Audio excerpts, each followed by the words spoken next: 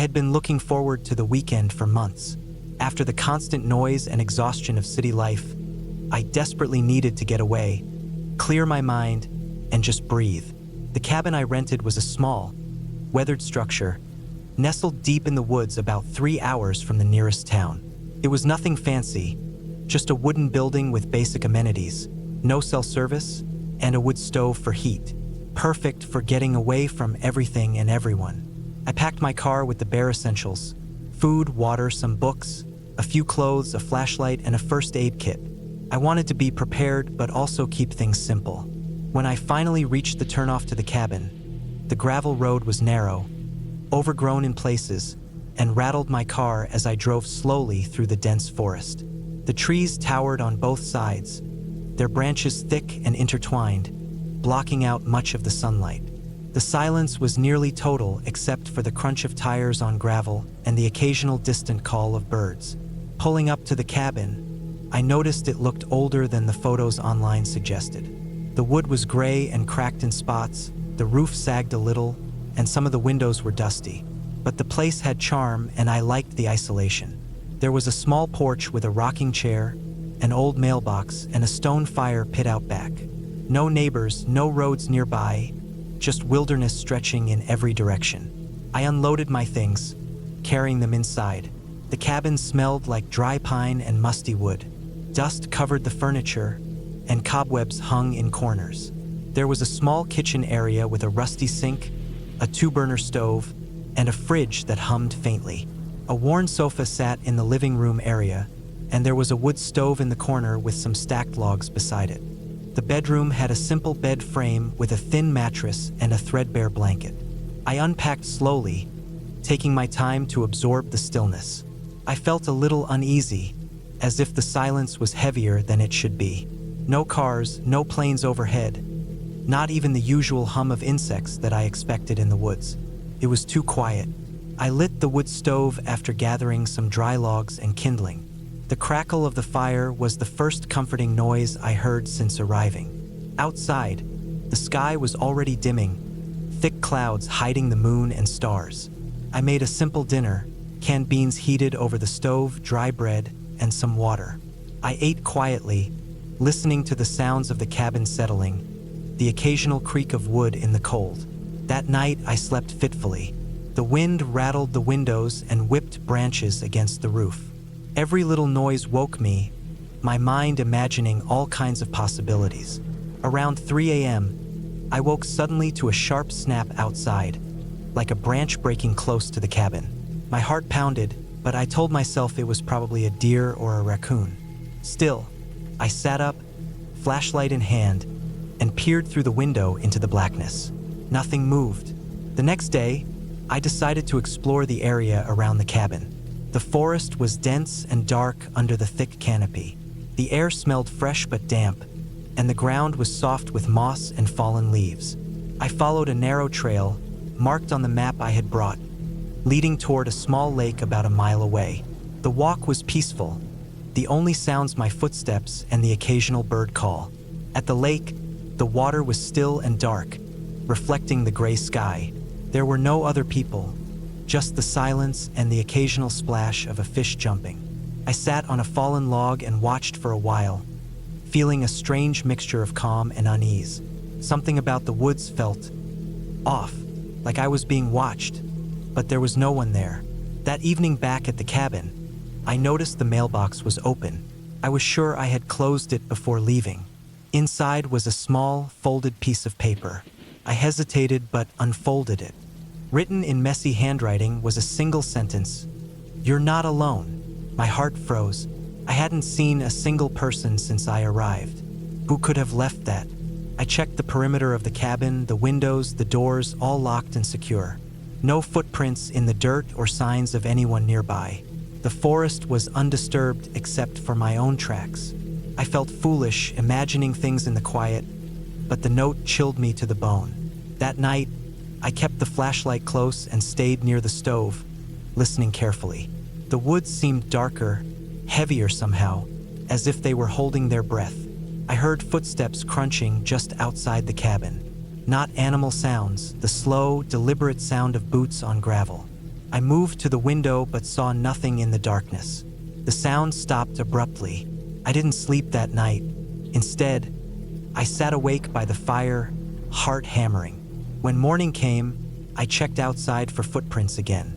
The ground was soft from overnight rain, but I found no clear prints. Whoever was out there had been careful. I debated leaving right then, but the dirt road was muddy and rough from the rain. The nearest town was still hours away. I decided to stay until daylight and see if I could spot anyone. During the day, I noticed other signs. Branches snapped, leaves disturbed, and strange marks scratched into the bark of some trees. Nothing obvious, but definitely human-made. I collected some sticks and sharpened a large piece of wood into a makeshift weapon, just in case. I felt my nerves stretch tight like a bowstring. The isolation was starting to get to me. I realized that the silence of the forest wasn't peaceful anymore. It was oppressive. It pressed in from all sides, and I felt vulnerable in the cabin, trapped with no easy escape. That night, the noises returned louder and closer. Footsteps circled the cabin, pausing sometimes at the windows. The mailbox flap rattled in the wind, or maybe someone was opening it again. My flashlight beam swept the darkness outside, but no faces or figures appeared. I didn't dare go outside. I barricaded the doors as best I could and waited for the sun. The next morning, I found something new. A crude symbol scratched deeply into the wooden porch post. I had never seen anything like it before, jagged lines crossing at odd angles. The note from before flashed in my mind, and I felt a surge of fear. I packed quickly and locked the cabin door. As I started my car, I noticed movement in the tree line, a shadow slipping between the trunks. I drove away fast, the gravel crunching under the tires as branches whipped past the windows. The forest closed behind me like a trap shutting. I didn't stop until I reached the town, my hands shaking on the steering wheel. Days later, when I reported what had happened, the locals told me the woods around that cabin were known for strange incidents. People disappearing or being watched by unknown figures. No one talked much about it, but everyone seemed to know better than to go there alone. I never went back. The cabin stayed empty, slowly falling apart in the woods, while I carried the memory of that silent, watching forest with me. The feeling that something unseen was always just beyond the trees, waiting.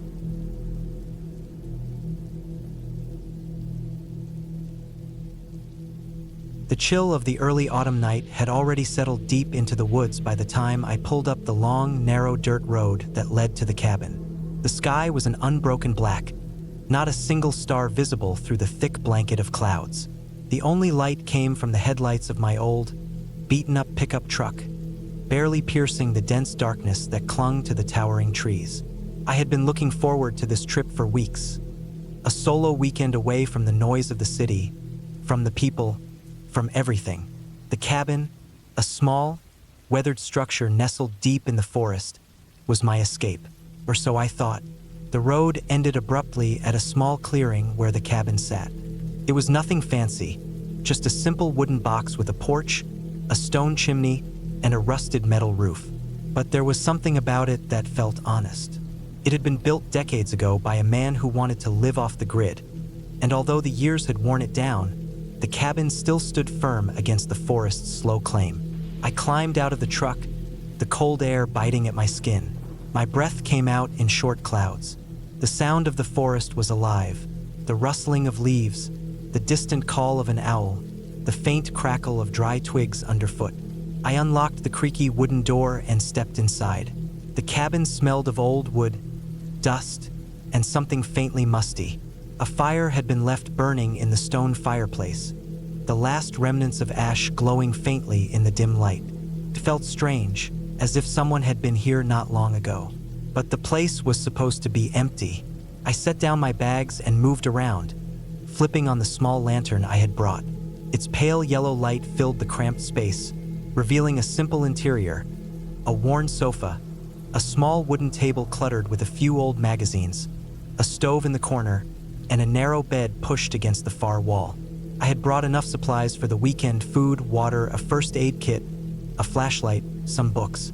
The plan was simple.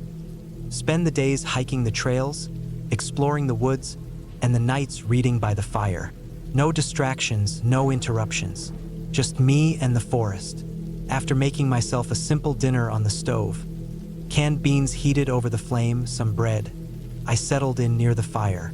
The wind had picked up outside, howling softly through the cracks in the windows and the gaps between the logs. The sound was eerie but strangely comforting. I poured myself a cup of coffee and opened a book, trying to shake off the faint feeling that had crept over me since I arrived. Maybe it was the isolation, or maybe the knowledge that once night fully took over, I would be completely alone in these woods, miles away from the nearest neighbor. Hours passed, and the fire burned low. I made sure to lock the door before heading to bed, checking the windows and the small latch on the front door. It was strange, though. I thought I heard something outside just before I turned out the lights. A faint noise, like footsteps crunching on dry leaves. But when I listened carefully, all I could hear was the wind. Sleep didn't come easily. Every little sound in the cabin seemed amplified in the stillness of the night. The creaking of the wooden walls, the soft crackle of the dying fire, the occasional flutter of wings from a bird trapped outside. I lay awake for what felt like hours, eyes wide open, staring at the ceiling. Then I heard it again, this time louder. Footsteps, slow, deliberate, outside the cabin, moving around the perimeter. I sat up, heart pounding. I grabbed the flashlight from the bedside table and pointed it toward the window, the beam cutting through the darkness. There was nothing, just the shadowy outlines of trees swaying in the wind. Maybe it was an animal, I told myself. A deer, a raccoon, something like that. But the footsteps had sounded too heavy, too methodical for any wild creature. I stayed awake the rest of the night, listening. The footsteps came and went, circling the cabin, always just beyond the range of my flashlight. When dawn finally broke, washing the sky in pale gray, I felt exhausted but relieved. The next morning, I went outside to inspect the cabin's perimeter. The ground was soft with dew, and the forest was waking up with the chirps of birds and the rustle of small animals. I followed the edges of the clearing, searching for signs of whoever or whatever had been there during the night. The earth showed footprints, human footprints, heavy boots, muddy, imprinted clearly in the soft soil. They circled the cabin but didn't lead away. They simply stopped. That realization chilled me. Whoever had been here was still out there, somewhere in the woods, watching. But I wasn't ready to leave yet. I had come for solitude, and I wasn't going to let fear drive me away so soon. Over the course of the day, I tried to keep busy. I packed a small bag for a hike, planning to spend the afternoon exploring a trail I hadn't tried before. The forest was dense, a mix of tall pines and broadleaf trees with leaves turning golden and orange in the fall light. The air was crisp and fresh, and despite the nagging sense of being watched, I couldn't help but admire the beauty around me. I walked for hours, the path winding through hills and small streams. The forest floor was thick with fallen leaves and branches, muffling my footsteps. Occasionally, I would stop to catch my breath or to examine something. A cluster of mushrooms growing on a rotting log, a bright red berry bush, the tracks of an animal in the mud. But as the day wore on, the feeling of unease returned. It was subtle, like a shadow at the edge of my vision, something that disappeared when I turned to look. When I finally made my way back to the cabin, the sun was dipping low, casting long shadows through the trees. The forest seemed quieter now, heavier. The wind had died down, and the silence felt oppressive. I quickened my pace, my eyes scanning the darkening woods. Approaching the cabin, I noticed something new.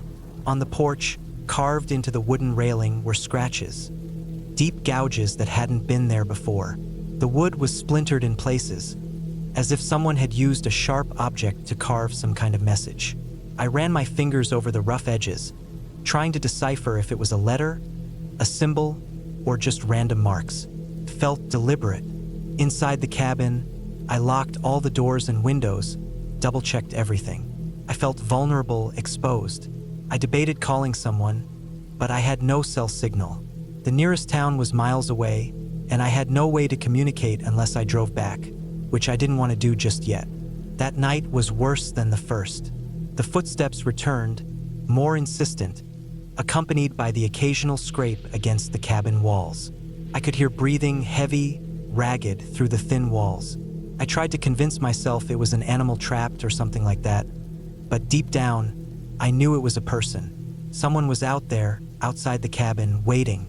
I spent hours listening to the sounds outside, gripping a small hatchet I kept for emergencies. The fire had burned out, and the darkness pressed in around me like a living thing. The hours dragged by, every noise setting my heart racing. Then, just before dawn, the noises stopped. Complete silence. I dared to peek out the window. The clearing was empty. No footprints, no movement, nothing. I felt no relief, only dread. Morning came slowly. I was too tired to eat, too shaken to think clearly. I debated leaving, but the truck was a 15-minute walk down the road, and I had no idea if the person outside had left or was simply hiding, waiting for night again. Instead, I spent the day barricading the cabin the best I could. I pushed heavy furniture against the doors, nailed pieces of wood over the windows, anything to make it harder for someone to get inside. I collected rocks and sticks to use as weapons, and I set a series of small, noisy traps around the clearing. Things that would rattle or clang if disturbed. That night, I barely slept, alert and tense. The footsteps did come again, slower now, more cautious. The scrapes against the cabin were softer, almost hesitant. I held the hatchet tightly, ready to defend myself. Then, just before midnight, the front door handle rattled. Someone was trying to get in. Panic surged through me. I shouted silently, gripping the hatchet as the handle twisted. The door didn't give. I pushed harder against the furniture, blocking it, heart hammering in my chest. After a long moment, the rattling stopped. Footsteps moved away quickly, fading into the darkness. The rest of the night passed without incident. When the first light touched the sky, I was determined not to stay another night. I packed quickly, checked all my traps, and armed myself as best I could. The woods seemed alive with eyes, every shadow suspicious. I left the cabin behind, walking the long road back to my truck. When I finally reached it, I jumped inside, locked the doors, and started the engine. Driving away, I glanced in the rearview mirror. The cabin was a small dot swallowed by the forest, silent and still. But I knew the forest held secrets, and whoever had haunted those woods was still out there, watching, waiting for the next victim. I never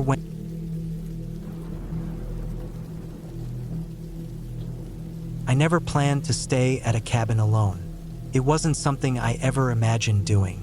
But life sometimes throws strange situations your way, and you just have to roll with it. I was exhausted from the city noise, the constant buzz of traffic, the endless clatter of people. I needed silence, space, and time to think. A friend of mine, someone who knew I was desperate for peace, suggested a cabin deep in the woods, a place no one visited much. The cabin was old, rustic, and tucked away far enough that there was no cell service, no internet, no distractions, just the woods and me. The drive there was long. I had to take a small, winding road that cut through miles of trees. The sun was setting by the time I reached the clearing where the cabin stood. It was a wooden structure, weathered by years of wind and rain, its paint faded and peeling. The windows were dusty, some cracked, and the roof sagged slightly in the middle. A small chimney rose on one side, and a stack of firewood leaned against the wall near the front door. I unloaded my bag from the car, the only vehicle for miles around. The gravel driveway crunched beneath my boots as I carried my supplies inside. The air smelled of damp wood and earth. Inside, the cabin was small but cozy. There was a single room with a fireplace, a wooden table with 2 chairs, a small kitchenette with a rusty sink, and a narrow staircase leading to a loft where the bed was. A few cobwebs hung in corners, and dust covered the floor, but it was livable. I spent the first hour cleaning the place as best as I could, sweeping the floor, wiping down counters, opening windows to let fresh air in. Outside, the forest was quiet except for the occasional bird call and the rustle of leaves in the breeze. It was peaceful in a way I hadn't felt in years. As night fell, I built a fire in the fireplace. The dry wood crackled and popped, sending warmth through the room. The orange light flickered against the walls, casting shadows that danced with the flames. I cooked a simple dinner over the fire, canned beans and some bread I brought along. After eating, I sat by the fire, wrapped in a thick blanket, and watched the flames die down. The first night was mostly uneventful. The silence was deep, almost too deep, but comforting. I fell asleep quickly, the exhaustion of the trip finally catching up with me. But the next morning, I woke to a strange sound. It was faint at first, almost like a low growl coming from outside the cabin. I froze, listening carefully. The noise stopped. I told myself it was probably just a wild animal passing by, maybe a coyote or a fox. I wasn't worried. The woods were full of animals. That was part of the experience. I went outside to gather firewood for the day. The air was cool and crisp, and the sunlight filtered through the branches, creating patterns on the ground. As I walked further from the cabin, I noticed broken branches and disturbed underbrush. Something had been there recently, maybe the animal I heard. I shrugged it off and returned to the cabin. Throughout the day, I kept hearing strange noises, snapping twigs, rustling leaves, always just beyond the edge of the clearing. The noises were never close enough to see anything, but they never stopped completely either. That night, I kept the fire burning longer. I stacked more wood beside the fireplace and sat close to the flames. The shadows felt alive in the flickering light. I tried to focus on the crackling fire and the warmth on my face. Then, just as I was about to drift off, I heard it again. The low growl, closer this time, louder, more threatening. I sat up straight, heart pounding. Came from outside, near the back of the cabin. I grabbed the old hunting knife I brought with me and slowly walked to the door. Peering out into the darkness, all I could see was the black shape of trees against the night sky. No movement. The growl stopped. I locked the door and closed the curtains. I sat down by the fire again, trying to calm my racing mind. I kept the knife close and stayed awake for hours, listening to every sound. The growls never came back, but the noises of the forest felt different. More deliberate, more watching. The following days were tense. Each morning, I found signs of something large moving through the woods. Footprints, broken branches, crushed plants. At one point, I even found scraps of fur caught on a bush near the cabin. It wasn't like anything I'd seen before, not like a deer or a bear. The prints were too big and too wide, almost like a huge dog or wolf, but none of the tracks matched any animals I knew. I tried to keep busy, chopping wood, cleaning the cabin, exploring the nearby trails. But I was always alert, feeling eyes on me. The sun disappearing behind the trees each evening brought with it a tightening in my chest. One afternoon, while walking a little further from the cabin than usual, I stumbled on something unusual. A small clearing surrounded by trees with a circle of stones in the middle. The stones were arranged in a rough ring, each about a foot tall, and in the center lay the remains of an old campfire. Nearby were pieces of torn fabric and some broken glass bottles. It looked abandoned but recent. I couldn't explain why, but the place gave me a chill. I took a few steps back and hurried back to the cabin, feeling watched again. That night, the noises were worse. Louder snaps, the crack of branches breaking, heavy breathing carried on the wind. My nerves were shot. I barely slept, sitting upright by the fire, clutching my knife. Around midnight, something hit the cabin door hard. A loud thud followed by scratching, like claws trying to tear through the wood. I froze. The pounding came again, stronger. I grabbed the flashlight and aimed it at the door. In the beam of light, I saw deep scratches gouged into the wood, splinters flying as something slammed against it. My heart was pounding like a drum. I grabbed the heaviest object I had, an old metal poker, and stood ready. The noise stopped suddenly. The silence that followed was worse than the noise. I waited, eyes locked on the door. Then, just as I began to relax, a loud growl came from the woods behind the cabin. It was close, too close. Something large was out there, angry and hunting. I didn't sleep again that night. At dawn, I packed quickly, grabbing what I could carry. I didn't want to stay another minute. The drive back was tense. Every shadow outside the car windows seemed alive. My mind kept going back to those sounds, the heavy footprints, the growls that weren't animal. When I finally reached the town, I reported what happened to the local ranger station. They said the area was known for mountain lions and occasionally wolves, but no reports of aggressive attacks or signs of anything unusual. I never went back to that cabin. The experience stayed with me, the feeling that something was out there, watching, waiting. The forest wasn't just quiet and peaceful. It was alive, dangerous in a way I couldn't explain. That trip taught me a lesson about nature. It doesn't care about us. It has its own rules and dangers that we don't always see or understand. Sometimes the scariest things aren't ghosts or monsters from stories. They are real, wild, and unforgiving.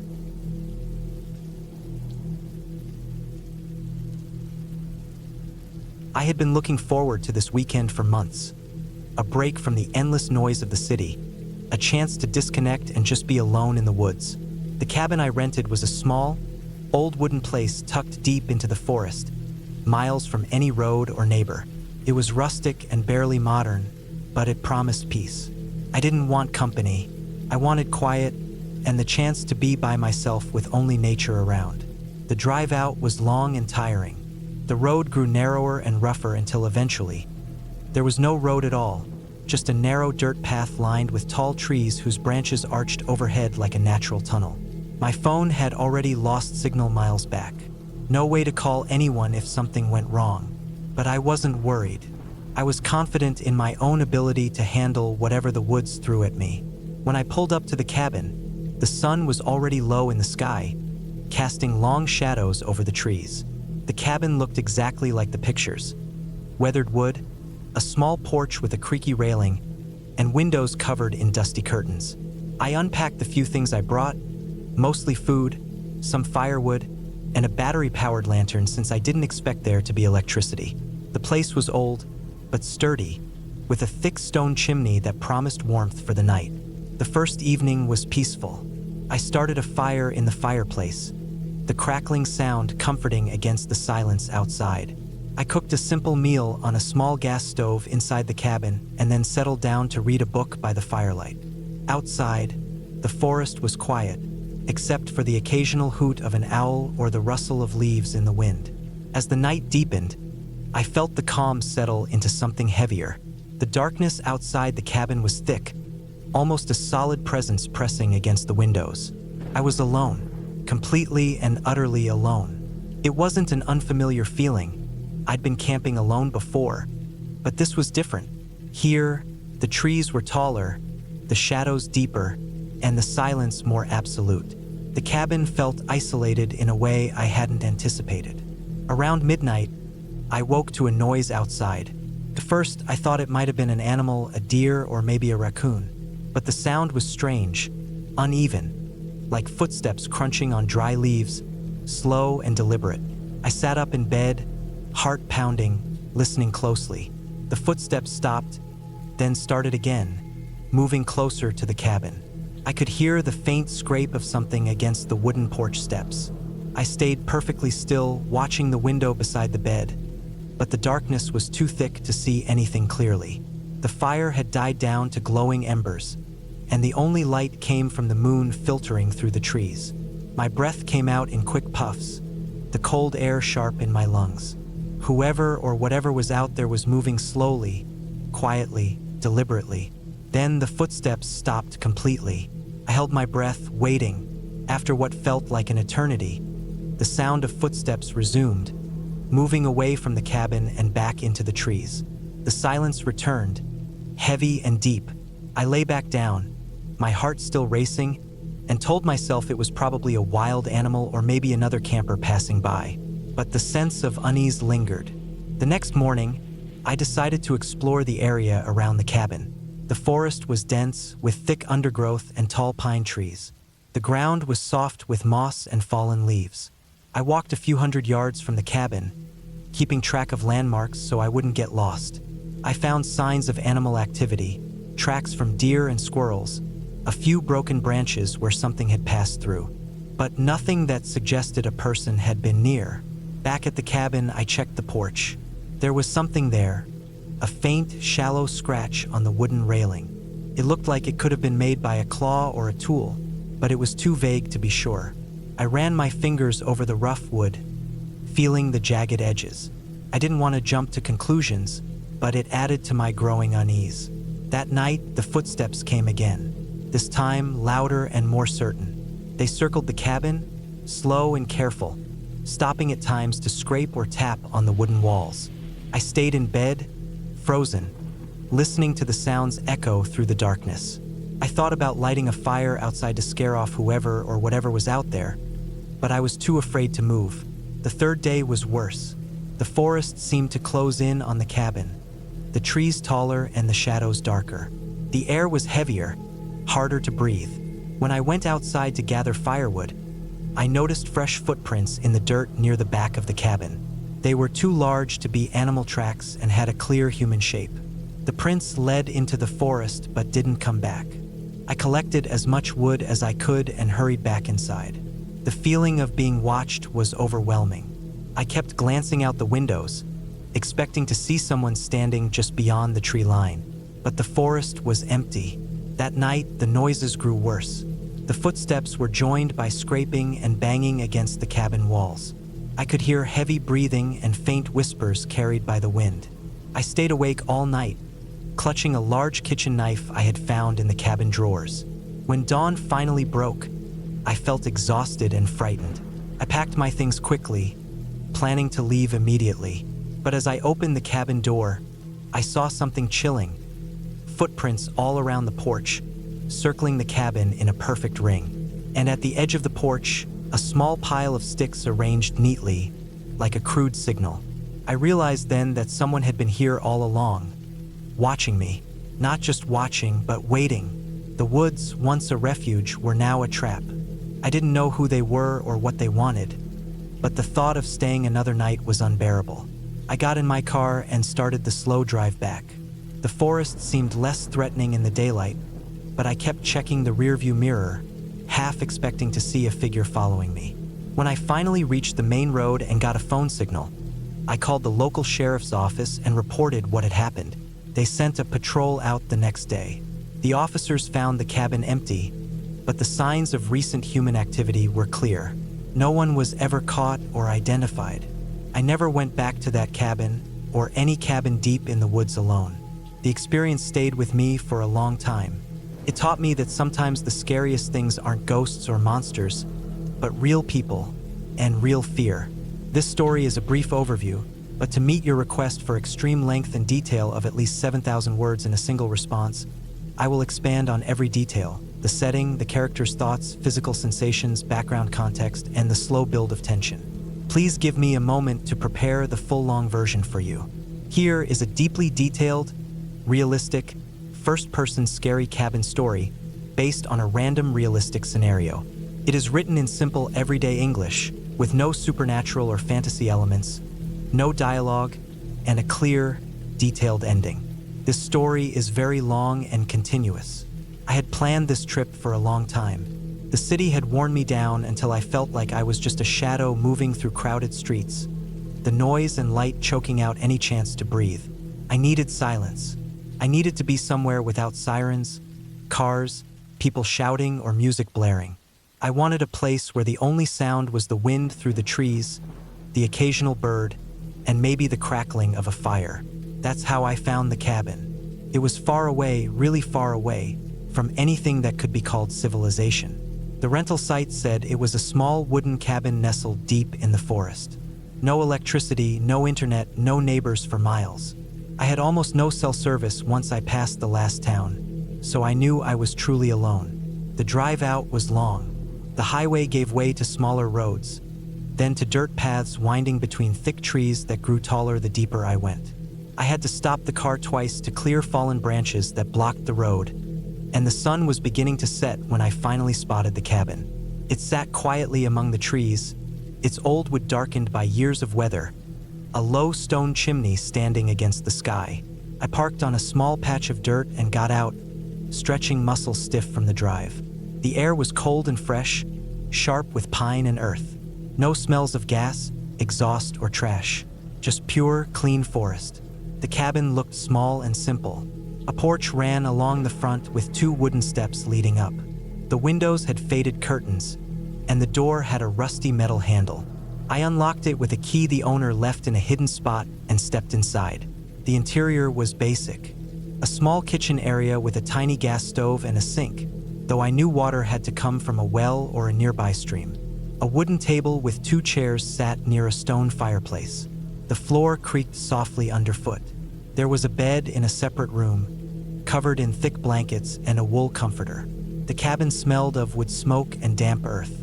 Dust coated surfaces in a fine layer, and cobwebs hung in corners. It was clear no one had stayed here recently. The place felt like a secret, forgotten by time. I unpacked the few things I brought: canned food, bread, some fresh fruit, and a bottle of water. I also had a battery-powered lantern and a small first.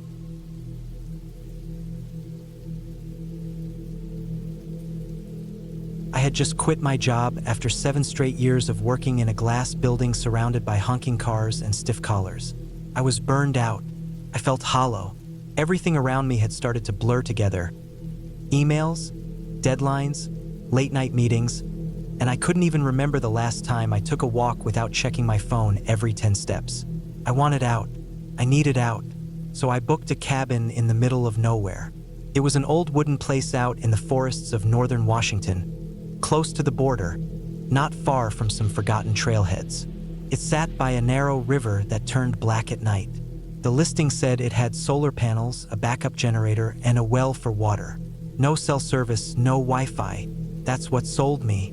I wanted nothing but trees, silence, and maybe a couple of paperback books to kill the hours. The photos showed a place that looked like it hadn't changed since the 70s. Wood-paneled walls, stone fireplace, green couch with faded cushions. I wanted it to feel untouched, isolated. Took me nearly 10 hours to get there. I drove through towns so small the gas stations didn't even have names on them. Just crooked signs that said, icy or beer. Then I drove on gravel for another hour. The road kept getting thinner, winding tighter between trees, until I finally reached the old chain gate the owner told me about. I opened it myself, dragging it across the dirt. From there, it was another 20 minutes up a slope trail too narrow for 2 cars. When I reached the cabin, the sun was already dipping behind the trees, casting long shadows over the clearing. The place was quiet, more quiet than I'd imagined. Not peaceful quiet. It was the kind of quiet where even your footsteps sound too loud. No birds, no wind through the trees. Just that heavy stillness that presses on your ears and makes your chest feel tight. I unloaded the SUV, brought in the groceries, a cooler with food, a few gallons of water in case the well pump failed, and my backpack with clothes and books. Inside, the cabin smelled like old firewood and stale dust. The owner had told me no one had stayed there in over a year, but everything was in place. Swept floors, made bed, clean dishes in the sink rack.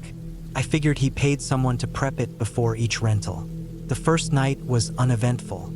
I read by the fireplace until the sun dropped low. When it got dark, it got dark. Not suburban dark with porch lights and street lights, but true forest dark. The kind where the trees outside the window press against the glass like black walls.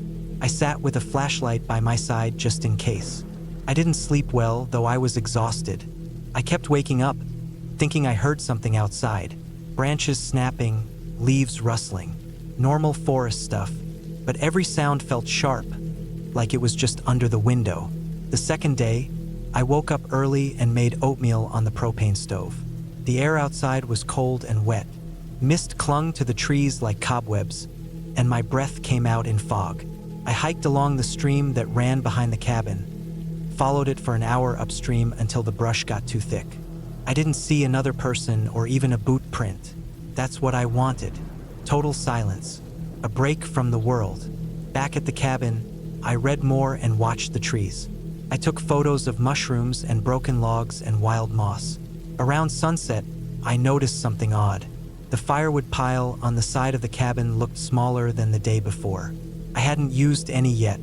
I wasn't even planning to light a fire that night. At first, I thought maybe I was remembering it wrong. I'd been tired when I got there. But when I looked closer, I saw fresh drag marks in the dirt. Not wheelbarrow marks, just long grooves like logs had been pulled by hand. The tracks led behind the cabin and stopped at the tree line. I walked a few feet into the trees and looked around, but I didn't see anyone. I told myself maybe a bear had taken some for nesting or something. Seemed unlikely, but I didn't want to overthink it. That night, I locked the door even though it barely seemed worth it. The lock was old and the wood frame cracked when I turned the bolt. I stacked 2 chairs under the knob anyway. I wasn't scared, just being careful. But I didn't sleep. Around 2 in the morning, I heard movement outside. Definite movement. Slow steps across the porch. Then silence. Then creaking like weight shifting back and forth. I held my breath and sat up in bed. The flashlight was in my hand. I didn't turn it on. The windows didn't have curtains, just thin blinds, and I didn't want to shine light that would make it easier for something outside to see in. After maybe 5 minutes, the steps faded. I waited an hour before I finally laid back down. I still didn't sleep. The next morning, I checked the porch. Muddy prints, bare feet, human, small, maybe child-sized, maybe a woman. They weren't there the day before. I took photos, trying to convince myself it was a joke. Or maybe the owner had someone living nearby, like a caretaker who forgot I'd be there. But the prints didn't come from the woods. They came from underneath the porch. There was a crawl space, maybe 2 feet tall, covered by a broken slatted panel. I hadn't noticed it before. When I crouched down and shined the flashlight under it, all I saw was black dirt and leaves and something that looked like a nest. Sticks, newspaper, insulation pulled from somewhere. There were small bits of trash too. A torn granola bar wrapper I recognized from my trash can. My trash was inside the cabin. I stepped back and closed the panel as best I could. It didn't feel right to leave, not yet. I told myself it could have been animals dragging the trash. Maybe someone squatting in the area. Harmless. Maybe they thought the cabin was empty. I'd just clean up, stay another night or 2, then leave early. That night, I didn't sleep at all. I kept the flashlight in my lap and a kitchen knife beside me. I turned off all the lights to listen better. Around 1 in the morning, I heard footsteps again. This time, they didn't stop at the porch. They circled the cabin. Gravel crunching, leaves shifting. Then came scratching, slow and light, against the wood by the back door. Then the front. Then silence. And then the sound of something inside the walls, like movement between the wooden panels. Crawling, pressing against the inside of the wall, from the crawl space up into the cabin structure itself. Couldn't breathe. I just sat frozen, trying not to move, afraid to make any noise. Stopped around 4 in the morning. I didn't move until the sun came up. When I finally stood up and opened the front door, everything looked normal, peaceful even. Sunlight cut through the trees like nothing had happened. I went straight to the SUV, but when I got there, the rear window had been smashed in. Not broken glass everywhere, just a small hole punched through with something blunt. A rock, maybe. One of the food containers was missing. My map was gone. My backpack had been unzipped and rifled through. That's when I decided to leave. Right then. No second thoughts. But when I turned the key in the ignition, nothing happened. Dead. I opened the hood, checked what I could, but I'm not a mechanic. The battery looked fine. The cables were connected. No loose hoses. I even tapped the starter. Nothing. It was just dead. I went back inside to get my phone to use the emergency GPS signal I'd read about in the cabin guidebook. But the phone was gone. Not just the phone. My entire charging cable and backup battery too. All gone from the kitchen counter where I'd left them. That's when the dread fully set in. I was trapped. The only road in was miles of gravel and forest. No signal. No way to call for help. I stayed inside the rest of the day. I boarded up the windows as best I could with chairs and the one table. I kept the knife close. I didn't eat. He barely drunk. I tried to stay awake, but by midnight my eyes were heavy. The flashlight batteries were dying, so I left it off. The footsteps returned. Heavier this time. More than one. Slow steps around the cabin again and again. The porch creaked. Something tugged on the door. Then silence again. Then scratching inside the walls. From multiple directions. One above me, one near the kitchen, one under the floorboards. I heard breathing. Slow, shallow, rhythmic breathing. Not mine. Then a whisper of movement. Bare feet sliding across the wooden floor right outside the bedroom door. I didn't move. I didn't even blink. Hours passed, and then it stopped. When morning came, I opened the bedroom door slowly. The kitchen drawers were open. My last gallon of water was gone. The front door was still locked, but the wood frame around it had deep scratches, like someone had picked at it with a knife, slowly and carefully. That day, I left the cabin and walked. I didn't take anything, just a small bag with food and my knife. I followed the gravel road for 6 hours, not even sure I was heading the right direction. Just walking, fast, constantly looking over my shoulder. Eventually, I reached a ranger's cabin, empty, but there was a landline. I called the sheriff. They picked me up an hour later. I never went back for the SUV. A few weeks later, the sheriff's office called to follow.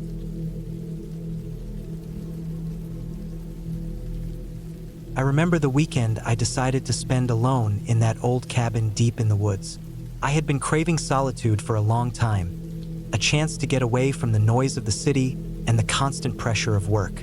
The cabin was small, isolated, and far enough from the nearest town that it promised true peace and quiet. It sat near a slow-moving creek, surrounded by tall pine trees that blocked out most of the sunlight. It looked perfect. I drove there late Friday afternoon, the sun low in the sky, casting long shadows across the forest floor. The road was rough and narrow, barely wide enough for my car, and as I got closer, I had to slow down to avoid potholes and loose rocks. The air smelled like pine needles and damp earth, fresh and a little wild. I could hear birds chirping and the distant rush of the creek water. When I finally saw the cabin, I felt a small thrill. It was a simple wooden building with a tin roof, a stone chimney, and a porch with a couple of old chairs. It looked worn but solid. The door creaked when I opened it, and a musty smell greeted me. It was the smell of an empty and used place, wood and dust mixed with a faint trace of mildew. The cabin was sparsely furnished. A small table, 2 chairs, a bed pushed against one wall, and a wood stove in the corner. There was a stack of firewood by the door and a bucket for water. No electricity, no running water. It was just me, the cabin, and the woods. I unpacked slowly, placing my things carefully on the table and bed. I took my time lighting a fire in the stove, using some dry kindling I found stacked near the back door. The flames caught quickly, and the warmth spread through the room. Outside, the shadows deepened as the sun went down, and the sounds of the forest grew louder. I stepped out onto the porch, breathing in the cool evening air. The sky was clear, full of stars that shone brighter than I'd ever seen in the city. I felt calm and alive, alone but not lonely. Night came fast, and with it, the real silence of the forest. The kind of silence that feels heavy, almost like it's pressing against your skin. I lay on the bed, listening to the creaks of the cabin as the woods settled with the cooling air, the soft rustling of branches outside, and the occasional snap of a twig somewhere in the darkness. I knew animals were around, deer, raccoons, maybe a fox or two, but it all felt natural, expected. I had brought a book with me, but I couldn't read. My eyes kept drifting toward the window, where the darkness seemed endless.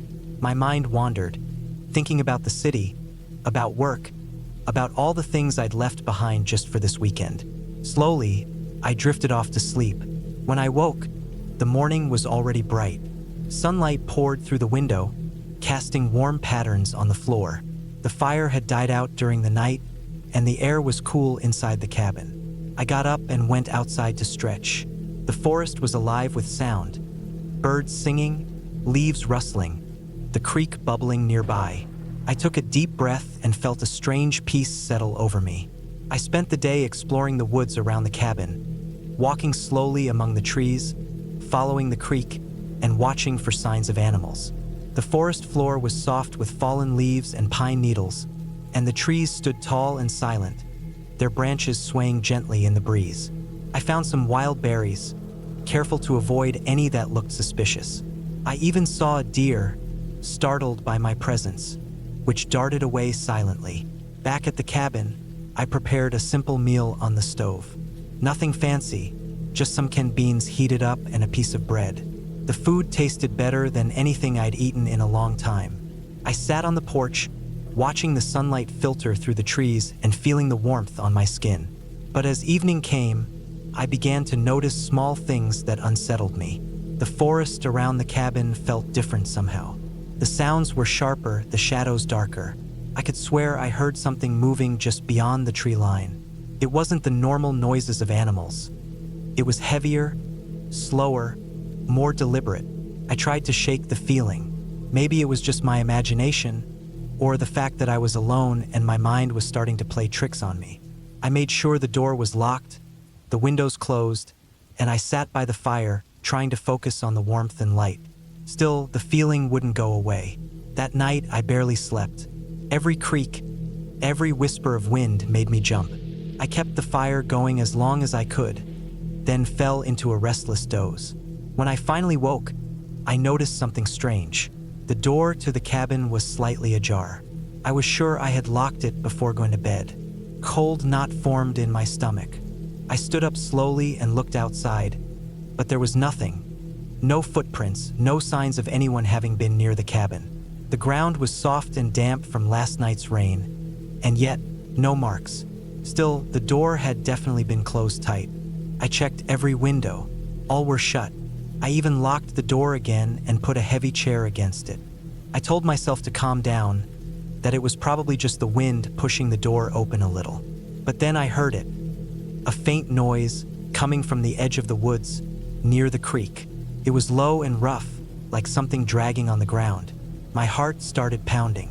I grabbed the small pocket knife I had brought, even though I knew it wasn't much protection. The noise stopped suddenly. I waited, breath shallow, eyes scanning the dark tree line. Minutes passed. Nothing. I told myself to go back inside and try to get some sleep. But as I turned toward the cabin, I caught a glimpse of movement, a shadow slipping between the trees. It was too large and too steady to be an animal. Panic started to rise in me, sharp and cold. I shut the door behind me and locked it again, sitting down against it, clutching the knife, listening. The night stretched on. The sounds of the forest were alive, but I could hear something else now. Faint footsteps circling the cabin, careful, slow. Felt like hours. I didn't dare look out the windows. I wondered who or what could be out there. A hunter? Someone lost? Or something worse? I didn't want to think about it. Morning came slowly, and when the first light touched the forest, I forced myself to step outside. There was no sign of anyone near the cabin. No footprints, no broken branches, no trash. It was as if nothing had happened. I packed my things quickly, feeling foolish and shaken. The peaceful weekend I had dreamed of had turned into a silent nightmare. As I drove away, the woods shrinking behind me, I kept looking in the rearview mirror, half expecting to see a figure watching me from the trees. But there was nothing. The cabin remained silent, waiting for the next visitor.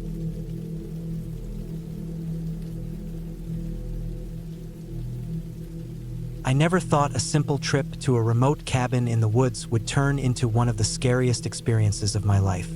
I wanted to escape the noise and stress of the city, to get away from everything for a few days, just me and nature. The cabin was supposed to be an old hunting lodge, far from the nearest town, with no phone signal and no neighbors for miles. I liked the idea of being completely alone, away from people, away from my phone, away from everything that could disturb me.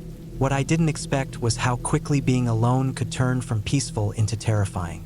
I drove for hours, the roads getting narrower and rougher as I left the highway behind. Trees crowded both sides of the gravel path, their branches stretching out like fingers, making the road feel like a tunnel of green and brown. The sun was starting to dip when I finally reached the small clearing where the cabin sat. It was an old wooden structure, not very big, with peeling paint and a sagging porch. The windows were dusty, and the roof looked like it needed fixing. But that was part of its charm, I thought. It was real, untouched by modern life, exactly what I wanted. I unloaded my bags, the quiet around me almost heavy. No birds chirping, no rustle of animals in the bushes. just silence. Felt strange but also calming. I unlocked the door and stepped inside. The cabin smelled of damp wood and old smoke. Dust floated in the fading light through the grimy windows. There was a small kitchen with a sink and a wood stove, a table and 2 chairs. A bed in the corner with a thin mattress and a few blankets. I put my things down, lit a fire in the stove, and sat down, feeling the warmth spread slowly through the cold room. As night fell, the woods outside grew darker and thicker. I could hear the wind brushing through the trees, the occasional crack of a branch breaking somewhere far away. It was normal, I told myself. I was alone, and the forest was alive. I ate some canned food I had brought, drank some water, and tried to relax. But something about the silence pressed on me. It wasn't peaceful anymore. It was heavy, like the forest was watching me. That night, I barely slept. Every little noise startled me. The creaking of the old cabin settling, the scratching at the window, the sound of something moving just outside the door. I kept telling myself it was an animal, maybe a raccoon or a deer, but it didn't feel right. There was a rhythm to the noises, like something pacing back and forth. I sat up on the bed, eyes straining in the dark, listening. The scratching stopped. Then a faint, slow tapping on the window. Tap, tap, tap. Not fast like rain, slow and deliberate. My heart pounded. I grabbed the flashlight from my bag and shone it toward the window. Nothing, just the empty yard, bathed in moonlight. The shadows of trees reaching out like fingers. I shone the light over the bushes. No movement, no eyes staring back. Still, I felt the weight of something watching me. I pulled the blankets tighter and stayed awake the rest of the night, gripping the flashlight like a weapon. Morning came with cold light and a thick fog hanging over the woods. The air smelled wet and fresh. I stepped outside, hoping daylight would chase away the unease. The cabin looked the same, but the yard was littered with small footprints in the soft dirt. Not animal tracks either. They were too big, almost like human footprints, but oddly shaped, maybe because of the mud or the way the ground had settled. I walked around the clearing, trying to find where the footprints had come from or gone to. They led into the woods, deep and winding. I followed for a few minutes but didn't go far. It was easy to get lost in the forest with the thick fog. The trees were dense, their trunks covered in moss and vines. The silence was still there, but the daylight made it feel less threatening. Back at the cabin, I checked my phone again. No signal. I felt a pang of frustration. I had told my sister where I was going and expected to check in with her, but now I was completely cut off. I thought about driving back, but I told myself I needed this time alone. I needed to prove I could handle it. The next day was uneventful, mostly. I chopped wood to keep the stove going, fetched water from the nearby stream, and tried to read a book. The sun was weak through the fog, and I could see the occasional bird fly by. But as evening approached, the strange noises started again. This time, it wasn't just tapping on the window. I heard footsteps circling the cabin, slow and deliberate, sometimes crunching leaves, sometimes a scraping sound, like something rubbing against the wood siding. I sat inside with the doors locked and the stove fire burning bright. I made sure all the windows were shut tight. I wanted to convince myself it was a wild animal, maybe a raccoon or a stray dog, but the pacing was too steady, too human. My skin crawled and I felt trapped. That night, I didn't sleep at all. The noises never stopped. I could hear the footsteps pacing around the cabin for hours. I wanted to look outside, but I was too scared. What if whoever it was saw me? What if they were waiting for me to come out? At dawn, the footsteps finally stopped. The silence was even worse than the noises. I waited, barely breathing, until the sun was fully up. Then I opened the door carefully and stepped outside. The yard was covered in fresh footprints, circling the cabin several times. I looked around but saw nothing. No sign of a person. Panic started creeping in. I grabbed my phone again, hoping for a signal. Nothing. No calls, no messages. I was completely cut off. I felt foolish for thinking I could be alone here without problems. I spent the next day watching the woods, every rustle making me jump. I didn't want to leave the cabin, but I didn't want to stay either. I thought about hiking back to the main road, but the forest was dense and confusing. I wasn't sure I could find my way. That night, the footsteps came again, louder and closer this time. I could hear voices, muffled but real. My heart raced. I stayed as quiet as possible, holding a heavy kitchen knife I found in the cabin. The voices were low and angry. They circled the cabin several times, stopping now and then. I could see shadows moving outside the windows. I realized I wasn't alone. Someone was out there watching me, waiting. I tried to think clearly. If they wanted to hurt me, I had no way to call for help. I had to defend myself. I kept the fire going, hoping the light would keep them away. The footsteps and voices finally faded before dawn. I was exhausted, shaking. I knew I couldn't stay another night. I had to get out.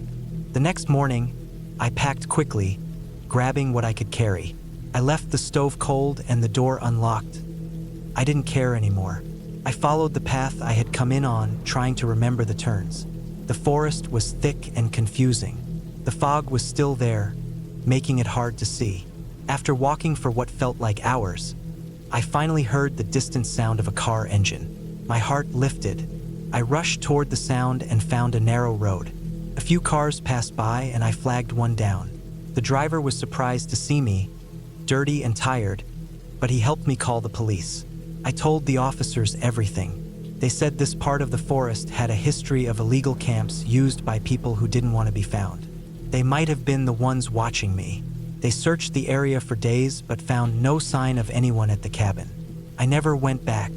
The experience left me shaken. I learned that being alone in the wild is not always peaceful or safe. Sometimes the real danger isn't from nature but from other people. I was lucky to get out when I did. Now I keep a close eye on where I go, who I tell, and I always make sure I have a way to call for help. The cabin in the woods was supposed to be an escape, but it taught me a hard lesson about trust, fear, and survival.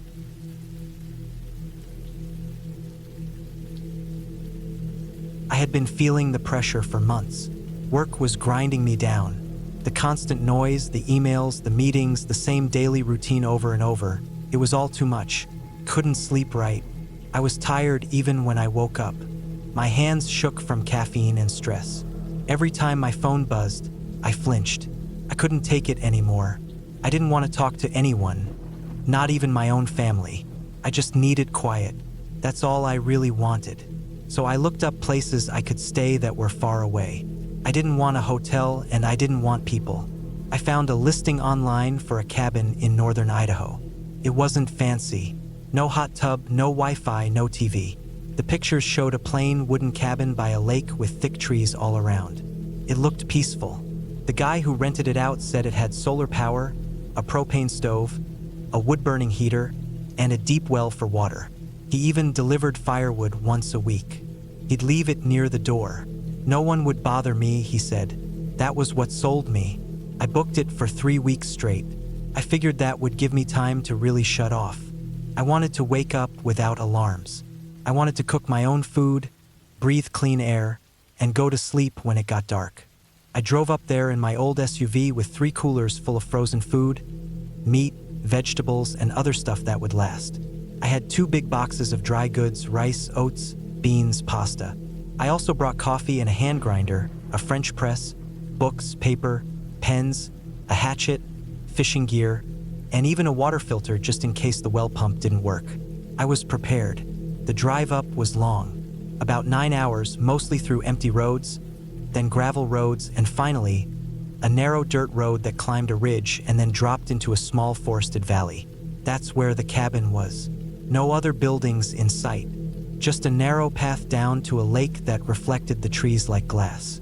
When I got out of the car, I didn't hear anything except wind and birds. I stood there for a while, breathing it in. The cabin was smaller than I expected.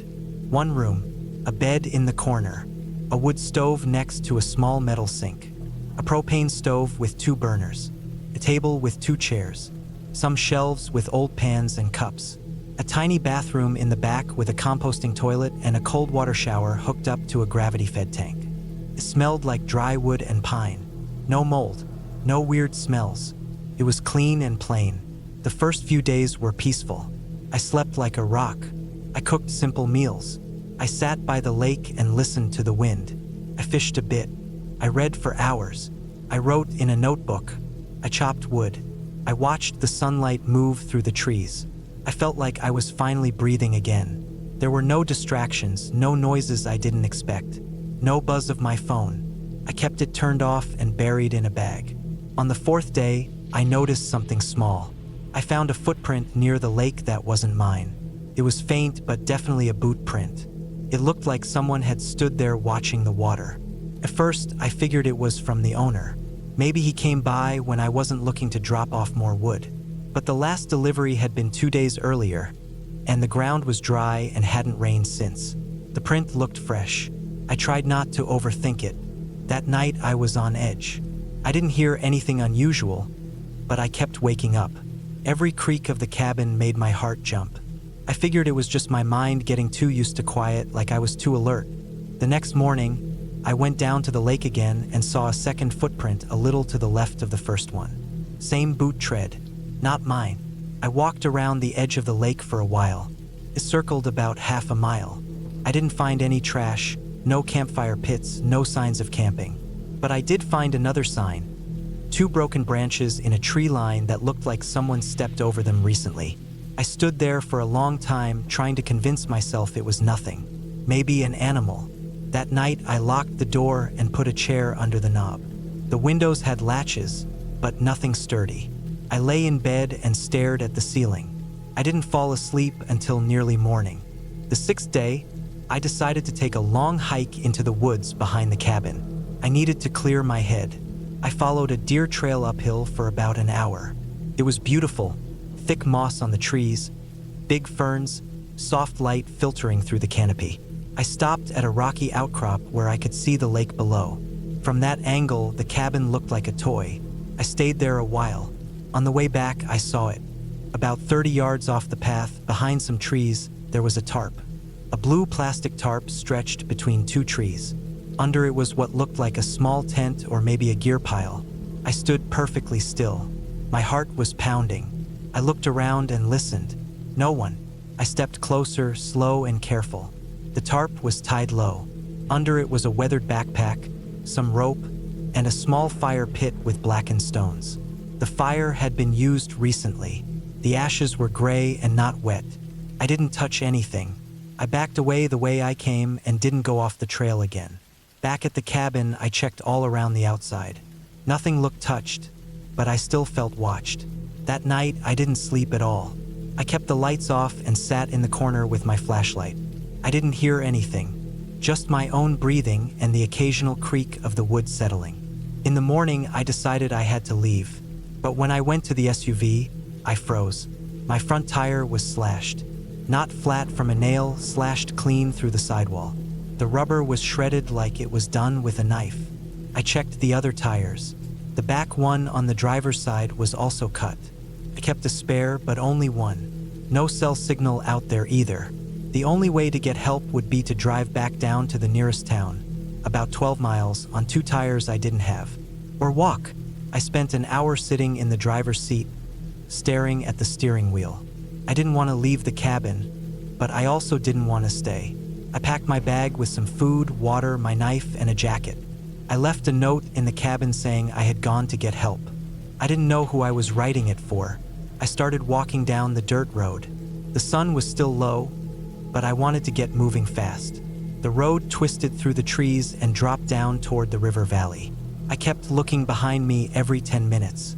After the first hour, I started hearing things. Snaps in the woods, faint rustling. I stopped every time, waiting for it to pass. I never saw anyone, but I felt it, like someone was matching my pace in the woods. 3 hours in, I saw movement ahead. I ducked behind a tree and waited. It was just a deer crossing the road. But I was shaking. I hadn't eaten. I drank a bit of water and forced myself to keep moving. Around midday, the road came to a fork. One path went down to the river. The other curved left toward the highway. That's when I saw something hanging from a branch near the fork.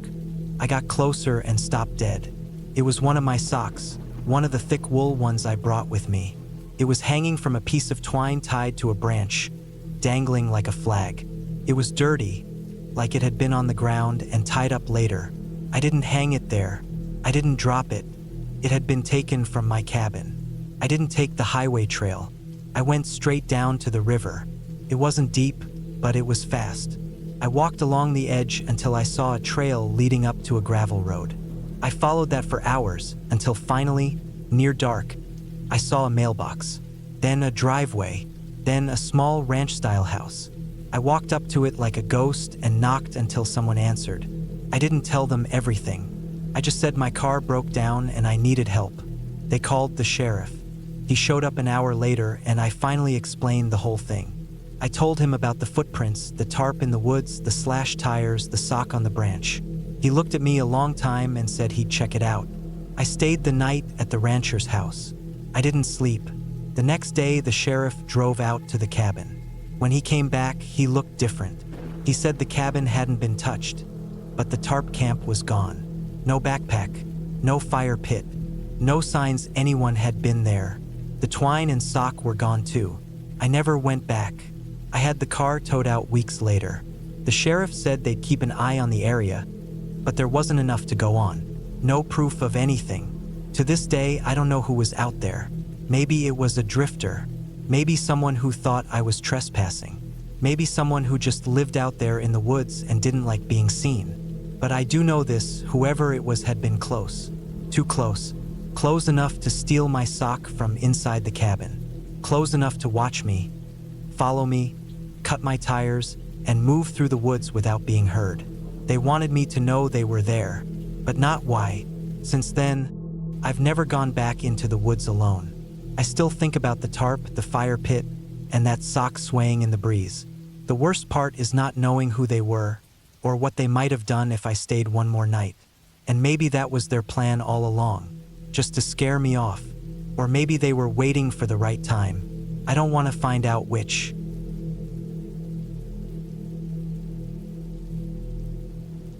I had been waiting for a long weekend like this one for months. It had been a stressful year at work, and I hadn't taken any real time off since the previous fall.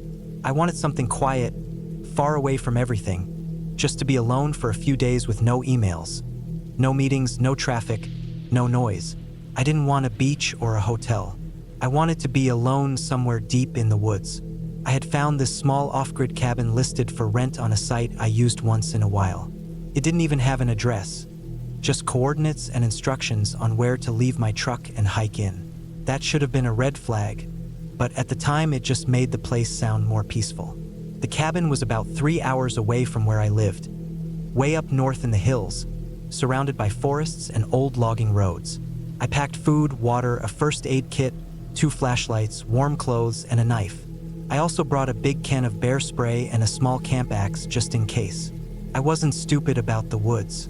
I grew up camping and knew enough about being alone in the wild to not do anything reckless. I checked the weather.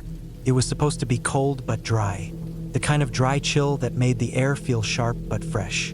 I didn't tell many people where I was going. Just one friend who wouldn't check in unless I failed to show up for work the next week.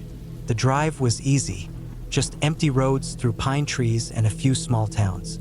I passed some clear-cut areas where the logging trucks had been through and then some really winding roads that didn't look like they got plowed much. Eventually, my GPS stopped working, but I had already saved the directions. I reached the place where the instructions said to leave my truck. There was an old pull-off, more like a patch of frozen mud beside the road. A rusty gate stood at the bottom of a steep path going up into the woods. The gate was unlocked, but I didn't want to risk driving my truck any farther in case the road got worse. It was supposed to be about a 30-minute hike from there. I parked, shouldered my backpack, locked the truck, and started up the trail.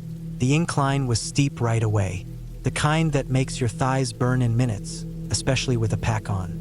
The trail wasn't marked, but I had a printed map with a few land features sketched in. Rocks, an old fence, a bend in the trail near a fallen pine. The air smelled clean, just trees, wet soil, and that faint coldness you can feel in your nose. It was late afternoon, but still light out. The trail narrowed the farther I went, barely a foot wide in some places, and the trees got closer together, branches snapping against my coat. I passed what looked like old hunting blinds and a rusted oil drum at one point. Eventually, the trail curved uphill again and leveled out near a mossy boulder. That's when I saw the roof of the cabin through the trees. It looked exactly like the pictures. Just a simple wooden structure, dark brown with a metal roof, a single small porch, and a tiny chimney. There were no windows facing the trail. The door creaked loudly when I opened it, but everything inside seemed fine. There was a cot, a small wood stove, a table, a chair, and a few shelves with basics. Matches, canned food, an old lantern, even some firewood stacked neatly. No electricity, no cell service, no solar panel, just quiet. I dropped my pack, unpacked slowly, and got the stove going with some of the dry kindling. The heat felt good after the long climb. I heated a can of chili and ate it straight from the tin. After cleaning up, I sat on the chair and just listened to the woods. It was completely silent. Not even wind, just stillness. I couldn't remember the last time I'd experienced that kind of quiet. That night, I slept on the cot wrapped in my sleeping bag, with the fire crackling faintly in the stove. It was the best sleep I'd had in months. The second day started peacefully. I woke up early, ate a granola bar, and went for a short walk around the area. The land sloped away behind the cabin into a shallow ravine filled with old pine needles. I marked my trail with sticks so I wouldn't get turned around. At some point, I found an old tree stump that had been hacked at with an axe long ago. Bits of rusty metal were still buried in the wood. I took a few pictures on my phone, even though I didn't expect them to upload until I got home. I went back to the cabin, made coffee on my camp stove, and spent the afternoon reading and chopping more kindling. By late afternoon, something started to feel off. It was subtle. I thought maybe I was just imagining it at first. That kind of feeling you get when you think someone is looking at you, but you turn and no one is there. I kept glancing at the trees behind the cabin. The back wall had no windows, so I had to step outside to look.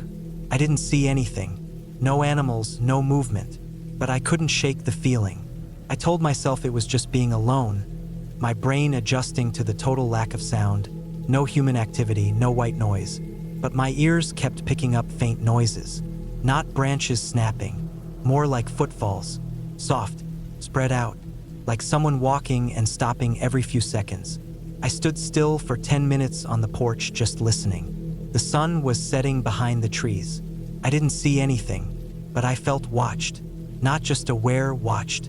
Like someone knew I was there and didn't want me to know they were watching. That night, I kept the axe near my cot. I barely slept. Every little sound made my heart jump. I swore I heard movement outside around 3 in the morning. Just 1 or 2 quick steps on the frozen leaves, then silence. I didn't get up to check. I waited until sunrise. The next morning, I walked the perimeter of the cabin, looking for tracks. I didn't see any clear prints. The ground was still frozen hard. But behind the cabin, near the tree line, I found a spot where the needles looked disturbed, like someone had crouched there. Not an animal, too neat. No scat, no claw marks, no paw prints. Just a slightly flattened patch with a cigarette but half buried under the dirt. That was the moment it became real. Someone else had been near the cabin, maybe watching. I stared at that cigarette for a long time. It was a filtered brand, looked fresh, no mold or weathering. I picked it up with a stick and set it on a rock. Then I went back inside and locked the door. I knew I needed to leave, but I didn't want to panic. I packed slowly, refilled my water, and made sure everything was back in my pack. I didn't see anyone all morning, but the tension didn't go away. I kept checking the windows. I put out the fire in the stove and left the cabin by noon. The trail felt longer on the way down. I kept hearing small sounds behind me, not constant, just enough to make me stop and look back every 100 yards. At one point, I thought I saw something duck behind a tree far up the slope, but it could have been nothing. My legs burned from moving fast, but I didn't want to stop. When I got back to the spot where I'd left my truck, my stomach dropped. The truck was gone. I ran to the edge of the road like some mistake had been made. I checked the pull-off twice. The tire marks were still there, my boot prints from before, but no truck, no glass, no scratches, Nothing to suggest it had been broken into.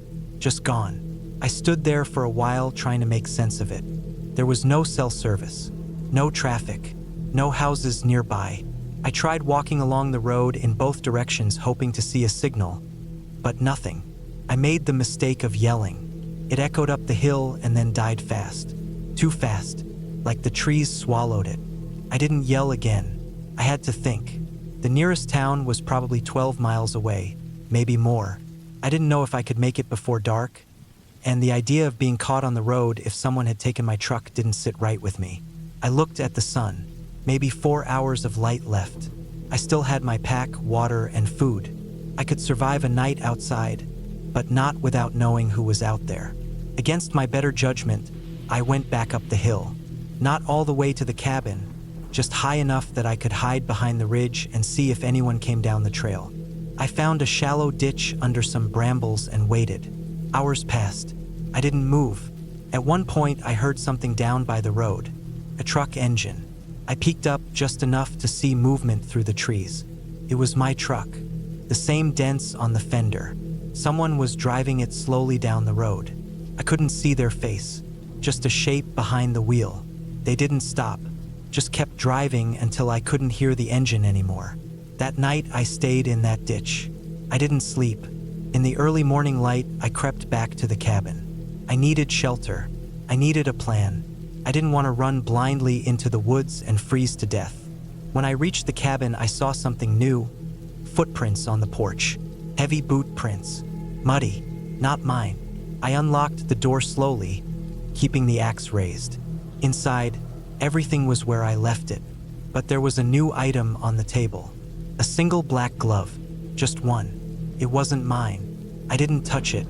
I locked the door again and shoved the cot in front of it. I ate a protein bar and waited. I didn't hear anything for the rest of the day. The woods were silent, but I didn't feel alone. That evening, just before dark, I saw movement behind the trees. Far back, almost out of sight, a figure.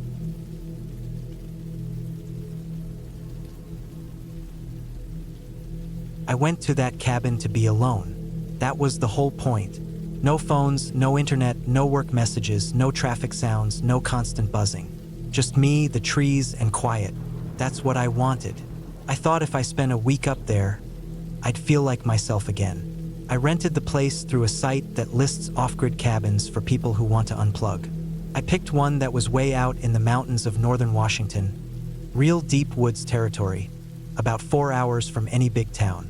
It was cheap, simple, and listed as ideal for solo retreats. That's what I thought I needed, a solo retreat. I had no idea how that decision would play out. The drive there was long. I had to take winding mountain roads that turned into gravel paths, and then finally a rough dirt track barely wide enough for my car. There was a little faded sign nailed to a pine tree that pointed the way. It just said cabin with an arrow. That was the last human thing I saw. I arrived late afternoon. The sky was starting to turn that soft gray color that meant night would come early. The air felt colder up there than it had back in the city, and it smelled like pine and wet moss. The trees were thick, towering evergreens that blocked out the sun even before it set. The forest was quiet, too quiet. No wind, no birds, just the creaking of old wood and the crunch of my boots in the pine needles. The cabin was small, almost like a large shed. It had a wooden porch with a single chair, a heavy door with a bolt, and 2 tiny windows. Inside, it was dark until I opened the shutters. The cabin had a cot with a thin mattress, a wood stove, a table and chair, a shelf with canned food, and a few tools hanging on the wall. There was an old axe in the corner by a stack of firewood and a bucket for bringing water in from the nearby stream. There was no bathroom, just an outhouse about 30 yards out behind the trees. Felt remote, very remote. I remember standing on the porch that first evening, hearing nothing. Not a car, not a plane, not a voice, just the woods, still and quiet. I felt small out there, but I also felt like maybe this was what I needed, just to get away and breathe. I spent the first day settling in. I unpacked a few clothes, set up a journal, lit a fire in the stove. I walked down to the stream to get water. It was clean and icy cold. Everything was simple, quiet. That night, I made soup on the wood stove, sat on the porch, and watched the sky go black. Total black. No moon. The stars were the only light, and even those were barely visible through the tree canopy. When I lay down in bed, I noticed how thin the walls felt. The silence outside felt heavy, like it was pressing in from all sides. I heard the first sound that night. It was after midnight. I'd been lying awake for a long time, just listening. That's when I heard it, a stick snapping. Not the normal rustling of animals. This was a clear, loud crack, like someone stepped on a branch. Then silence again. I waited. Another crunch. Slow, heavy. It sounded like steps, deliberate ones. I held my breath. There was no electricity, no lights, and no way to check outside. I just lay there in the dark, heart pounding, staring at the black ceiling. The footsteps didn't continue. Maybe it was an animal, I thought. A deer or something. I forced myself to sleep. In the morning, I walked around the cabin to check. I didn't see anything. No tracks, no marks. The ground was soft, though covered in needles. Maybe something had passed. I wasn't sure. I tried to shake it off. Told myself I was just on edge. The second night, I locked the bolt and pushed the table in front of the door. Not because I was scared, at least that's what I told myself, but just to be careful. But that night, the sounds came again. This time, it started with a thud. Then another, like something knocking against the side of the cabin. Not hard, just enough to make the wall creak. Then I heard what I can only describe as breathing. Heavy, slow breathing. Right outside the window. I froze. I didn't move. The breathing lasted for a long time. Then it stopped. Silence again. In the morning, I checked around the cabin again. Still no signs. Nothing on the windows. No footprints. But the sense that something had been there was strong. I started feeling watched. Even during the day, I'd look up from collecting firewood and feel like something had just ducked out of sight. My skin prickled every time I turned my back to the woods. I stopped going far from the cabin after that. I kept my axe close. On the third night, I didn't sleep at all. Started early, maybe around 10 p.m. I was sitting by the fire when I heard rustling in the trees. Not wind, the air was still. Then came slow footsteps again. But this time, they circled the cabin. Around and around. I sat there, frozen, holding the axe. I could hear breathing again, closer than before. Then came a sound that chilled me. A slow dragging sound, like something being pulled through the needles. At one point, I swear I heard the creak of the porch boards, like someone stepping onto it. I didn't dare look. I just waited, every muscle locked. Then, after maybe an hour of silence, I heard footsteps walking away into the woods. That morning, I opened the door slowly and checked the porch. Still nothing. But this time, the chair that had been by the door was gone. I found it several yards into the woods, tipped over. That was when I decided I had to leave. I packed my bag and started the car, but it wouldn't turn over. Dead battery. I hadn't left the lights on, hadn't used it. It made no sense. I checked under the hood. Everything looked fine. I tried again and again. Nothing. Completely dead. I was stuck. I considered walking out, but the nearest town was 20 miles down the mountain. I'd have to follow the dirt road on foot with no signal, no map, and maybe no help. I told myself I'd try again in the morning. That night was the worst. It started with the breathing, then came the dragging, then the creaking of the porch.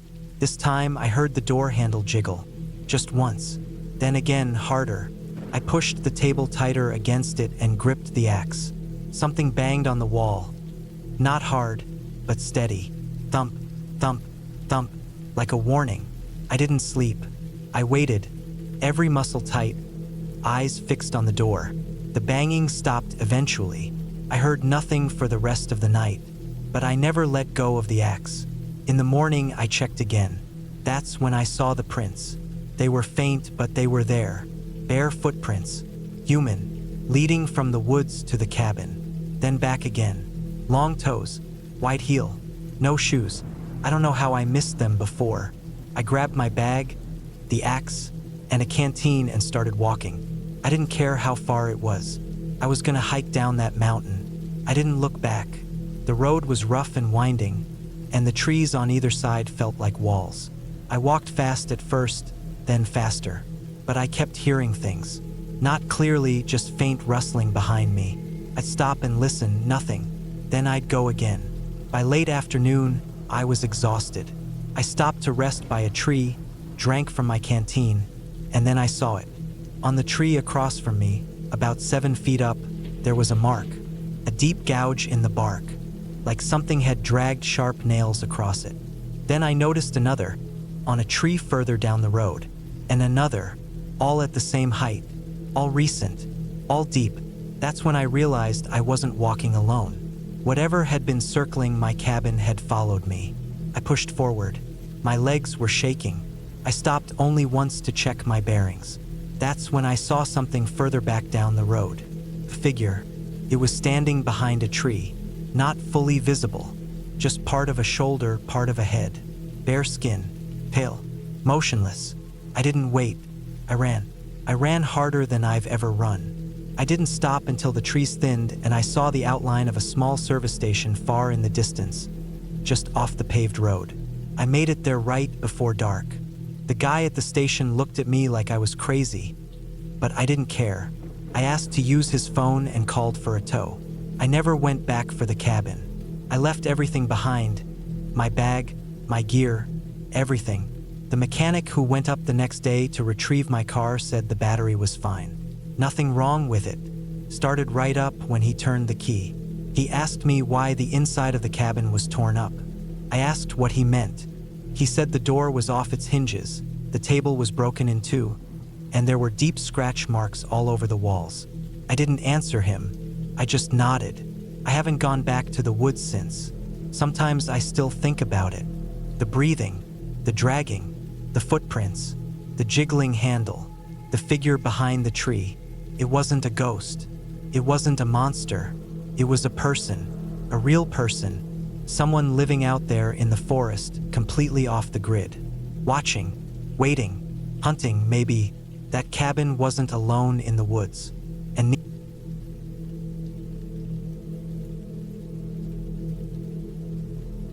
it started in late September, when the air starts turning crisp and everything smells like dry leaves and damp dirt. My friend, Paul, had a small cabin deep in the woods of northern Minnesota. I used to visit it with him every few months. It was quiet out there, far away from anything. No traffic, no noise, no cell signal. The kind of place that makes your brain slow down. It always felt like a break from everything. He built it with his uncle's help back when he was in college. One room with a fireplace, a wood stove, a bed, a tiny kitchen, and a bathroom that only had cold running water from a well out back. No electricity, no internet. Just a propane tank that ran the stove and the tiny fridge. He had solar-powered lights inside, but they barely worked anymore. You needed a flashlight after 7 p.m. There was an outhouse too, but the inside bathroom was usable if you boiled your own water. 3 weeks before I drove up there alone, Paul was arrested. I won't go into the details. It wasn't anything violent or awful, just something stupid, tax evasion or something like that. I didn't really know. All I knew was he got 2 years and asked if I could check on the place now and then while he was gone. He said people might try to break in or animals might destroy stuff. I agreed to stay there a few days every couple months. The first trip I took out there by myself was in early October.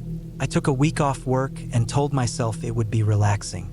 I brought a couple of books, a gas can for the generator, which only powered a few tools in the shed, canned food, and a pile of firewood in the bed of my truck. I didn't think much about how far I'd be from anyone. I'd gone hiking alone plenty of times. I'd stayed in worse places. The drive was 4 hours north. Once I turned off the highway and got onto the old gravel Forest Service road. It was another 40 minutes of winding through trees that looked like they hadn't been cut in decades. There were no signs, no houses, no fences, just woods that seemed to stretch forever. Paul had marked the turnoff to the cabin with a rusted license plate nailed to a tree. The narrow dirt path after that was barely wide enough for my truck.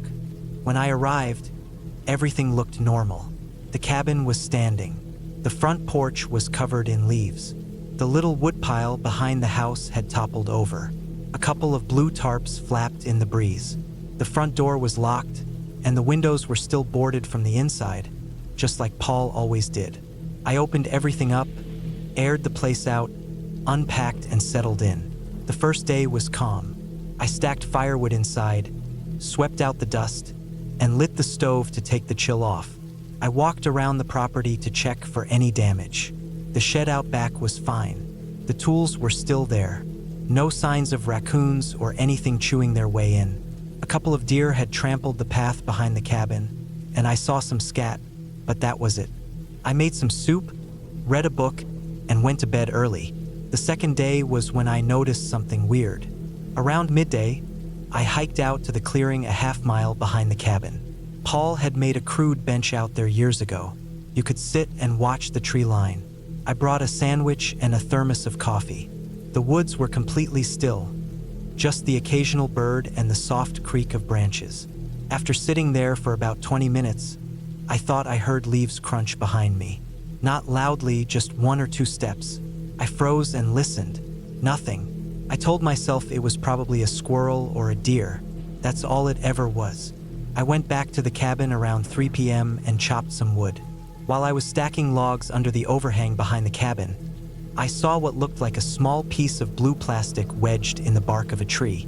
I walked over and found it was a corner of a blue plastic shopping bag, jammed into the bark like someone had folded it and pressed it in. It was about 5 feet off the ground. It didn't look like it had blown there. It was clean and dry and folded neatly. That night, I barely slept. Not because I was scared, just unsettled. The forest had that kind of silence that gets into your skin. Every creak of the cabin sounded sharp and out of place. I kept the fire low and read by flashlight. Around midnight, I thought I heard footsteps again outside the window, maybe 10 or 15 feet away, but they only lasted 2 or 3 seconds, then stopped. I waited, listening, but there was nothing. No footsteps leaving, no crunching leaves, just silence. The next morning, I walked around the cabin before breakfast to see if I could spot any tracks. The ground was damp. I found a few deer prints in the soft dirt near the well, but nothing else.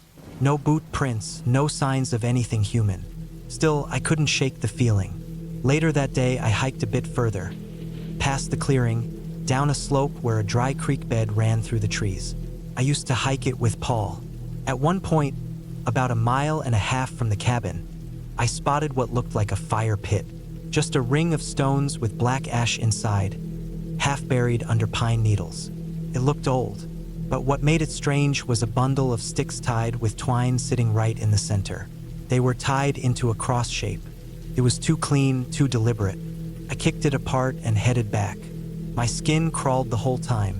That evening, while I was eating dinner by the fire, I heard a thud behind the cabin, like something had fallen over. I grabbed my flashlight and went out. One of the trash cans by the shed had tipped onto its side, but the lid was still on. Nothing spilled. It didn't make sense. There wasn't any wind.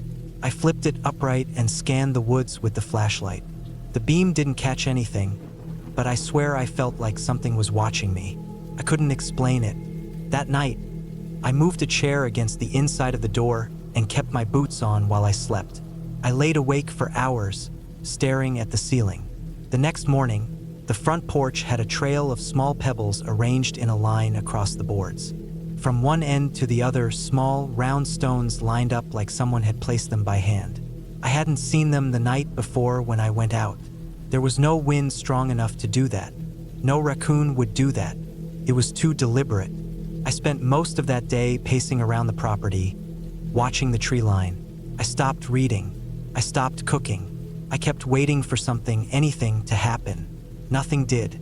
Around sunset, I walked to the shed and opened it up just to check. Inside was the same as always. Tools, gas cans, some rope, nails, extra tarps. But something was missing. There was a hunting knife Paul kept in a sheath nailed to the inside of the shed wall. He never used it much. It was mostly there for emergencies. The sheath was still nailed in place, but the knife was gone. I looked through everything under buckets behind the toolbox. It wasn't there. At that point, I started thinking maybe someone had been coming around the property. Maybe a squatter or someone hiding out. Maybe someone found the cabin empty and started watching it. Maybe they were pissed that I showed up. That night, I didn't sleep at all. I sat in the chair by the window with a flashlight in one hand and a fireplace poker in the other. I kept the fire low. Every hour or so, I'd hear a small sound, something crunching in the distance or the soft knock of a branch tapping the window. I didn't go outside. I didn't want to. At around 3:30 a.m., I heard something different. It wasn't footsteps or wind. It was a soft, steady tapping on the side of the cabin. Not on the porch, not on the roof, on the far side wall near the back corner. I froze and listened. The tapping came again, 3 soft taps, then silence. Then 3 more. I waited. It happened again, slower. Then it stopped. I got up and quietly walked to the back window. I stood to the side and peeked out with the flashlight off. At first, I didn't see anything, but after a few seconds, I caught a shape move just for a second. At the edge of the woods, a tall shape, human, it slipped between 2 trees and vanished into the darkness. I stayed awake until morning. When the sun came up, I went outside with the axe and walked around the entire cabin. There were no footprints. The ground was dry, no sign of anything. I walked out to the tree line, heart pounding, scanning everything. But the forest was just trees and silence. That was my last full day there. I packed everything up by noon and cleaned the cabin. Before I left, I walked to the fire pit in the clearing to check it again. The sticks I had kicked apart were back. A fresh bundle, tied the same way, sitting in the middle of the ring. I drove out and didn't stop until I hit the highway. I didn't tell anyone. When I got home, I emailed Paul and told him everything. I didn't hear back. A few weeks later, I got a letter in the mail from the prison, handwritten by him. He said he didn't know anything about someone staying out there. He said nobody had the keys but me. He said the knife had been in the shed when he left. He asked me not to go back. I haven't. It's been almost a year now. Every once in a while, I think about that bundle of sticks, or the shopping bag in the tree, or the tapping at night. Whoever was out there knew I was there. They never tried to break in. They never tried to talk. They just watched, silently, patient.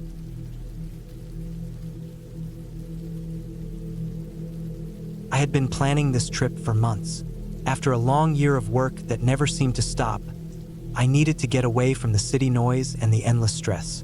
The idea of spending a week alone in a small cabin deep in the woods sounded like the perfect escape. I wanted peace, fresh air, and to be completely disconnected. No phone, no internet, no people. Just me and the forest. The cabin was not far from the main road, but far enough that no one would bother me.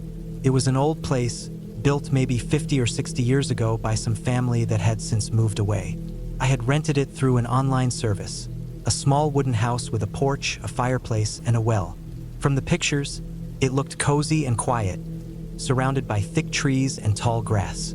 I arrived late in the afternoon on a cold October day. The leaves were changing colors, reds and yellows mixing with the evergreens. The sky was cloudy, and a light drizzle fell as I unloaded my bags from the car. The road to the cabin was rough, a narrow dirt track lined with rocks and fallen branches. I had to be careful driving, but I made it without trouble. The cabin smelled like old wood and dust. The floor creaked under my boots as I walked inside. I had brought a small flashlight, a stack of books, a journal, and enough food and water for the week. No electricity, no running water except from the well outside. I liked the idea of simplicity, even if it meant some discomfort. The first night, I built a fire in the fireplace.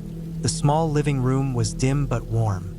Outside, the rain had stopped, but the wind whispered through the trees like a quiet warning. I sat in a chair, sipping hot tea, listening to the crackling flames.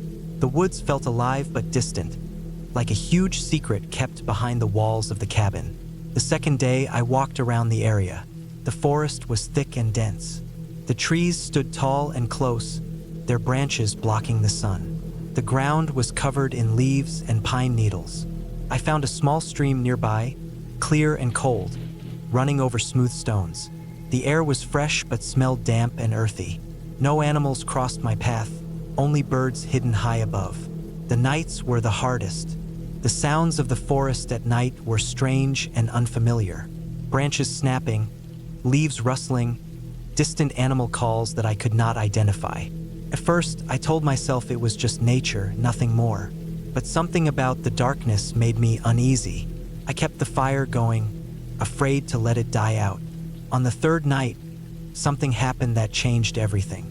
I had gone to bed early. The fire was nearly out, the cabin dark except for the faint moonlight shining through the window. I was just drifting off when I heard a noise outside, a sharp, quick sound, like a branch snapping close to the cabin. I froze. My heart started pounding. I told myself it was probably just a deer or some animal moving through the woods, but the noise was different, heavier, slower. It wasn't a small animal. I stayed still, listening. There was a soft crunching sound, footsteps in the leaves, coming closer to the cabin. I grabbed my flashlight and quietly moved to the window. I tried not to make a sound, but the flashlight beam shook in my hand. Outside, the yard was empty. No movement, just dark trees and shadows. The footsteps stopped. Silence returned. I waited a few minutes before blowing out the candle and pulling the covers over my head. Sleep did not come easily. The next day, I checked the perimeter of the cabin. I found footprints in the mud, large and heavy, definitely human. They circled the cabin and disappeared into the forest. I felt a chill even in the daylight. I did not see anyone when I walked around, but the feeling of being watched was strong. Every rustle of leaves made me jump. I decided not to go far from the cabin anymore. That evening, I locked the cabin door carefully and put a chair against it. I thought it was a silly thing to do, but the thought of someone lurking outside made me nervous. The night after that was worse. Around midnight, I heard voices outside, low talking, but I couldn't understand the words. The sound came and went, moving around the cabin. I sat frozen in bed, heart racing. Suddenly, there was a loud bang on the door. I jumped up, grabbing a heavy metal lamp I had on the shelf. Another bang, then silence. I stayed awake for hours, listening for any more noise. When morning came, the sun shining weakly through the window, I felt exhausted but alive. I knew I couldn't stay. This wasn't just a peaceful week in the woods anymore. Someone was out there, close enough to touch the cabin, and I didn't know why. I packed my things quickly, ready to leave. But as I opened the door, I saw the footprints again. Fresh this time, muddy and deep, leading away into the trees. I walked carefully back to my car, glancing behind me every few steps. The forest seemed to hold its breath. When I reached the road, I got in and locked the doors. As I drove away, the cabin disappeared behind the thick trees. At home, I called the local sheriff to report the incidents. They said people sometimes came to the woods, either hunters or drifters, but it was unusual to find footprints so close to a rented cabin. They promised to check the area. After that trip, I never went back to that cabin. The peaceful escape I had dreamed of became a nightmare that stayed with me for a long time. The forest can be beautiful and quiet, but it can also hide dangers that no one warns you about. Sometimes, it's not what's inside the cabin you have to fear. It's what's outside, waiting in the dark, silent and unseen.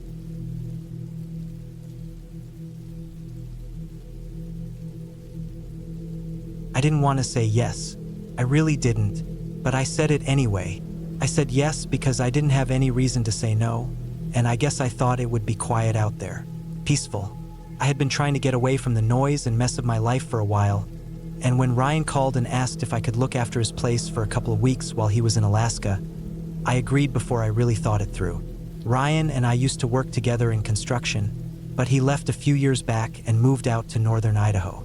Bought a chunk of land in the woods, built a cabin himself, did all the off-grid stuff, solar panels, water catchment, composting toilet, the whole thing. I always admired that about him. He actually did it. Everyone talks about wanting to get away from it all, but Ryan really did.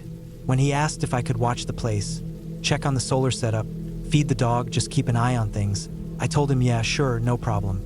The cabin was way out there, about 2 hours northeast of Sandpoint, way past where the paved roads ended.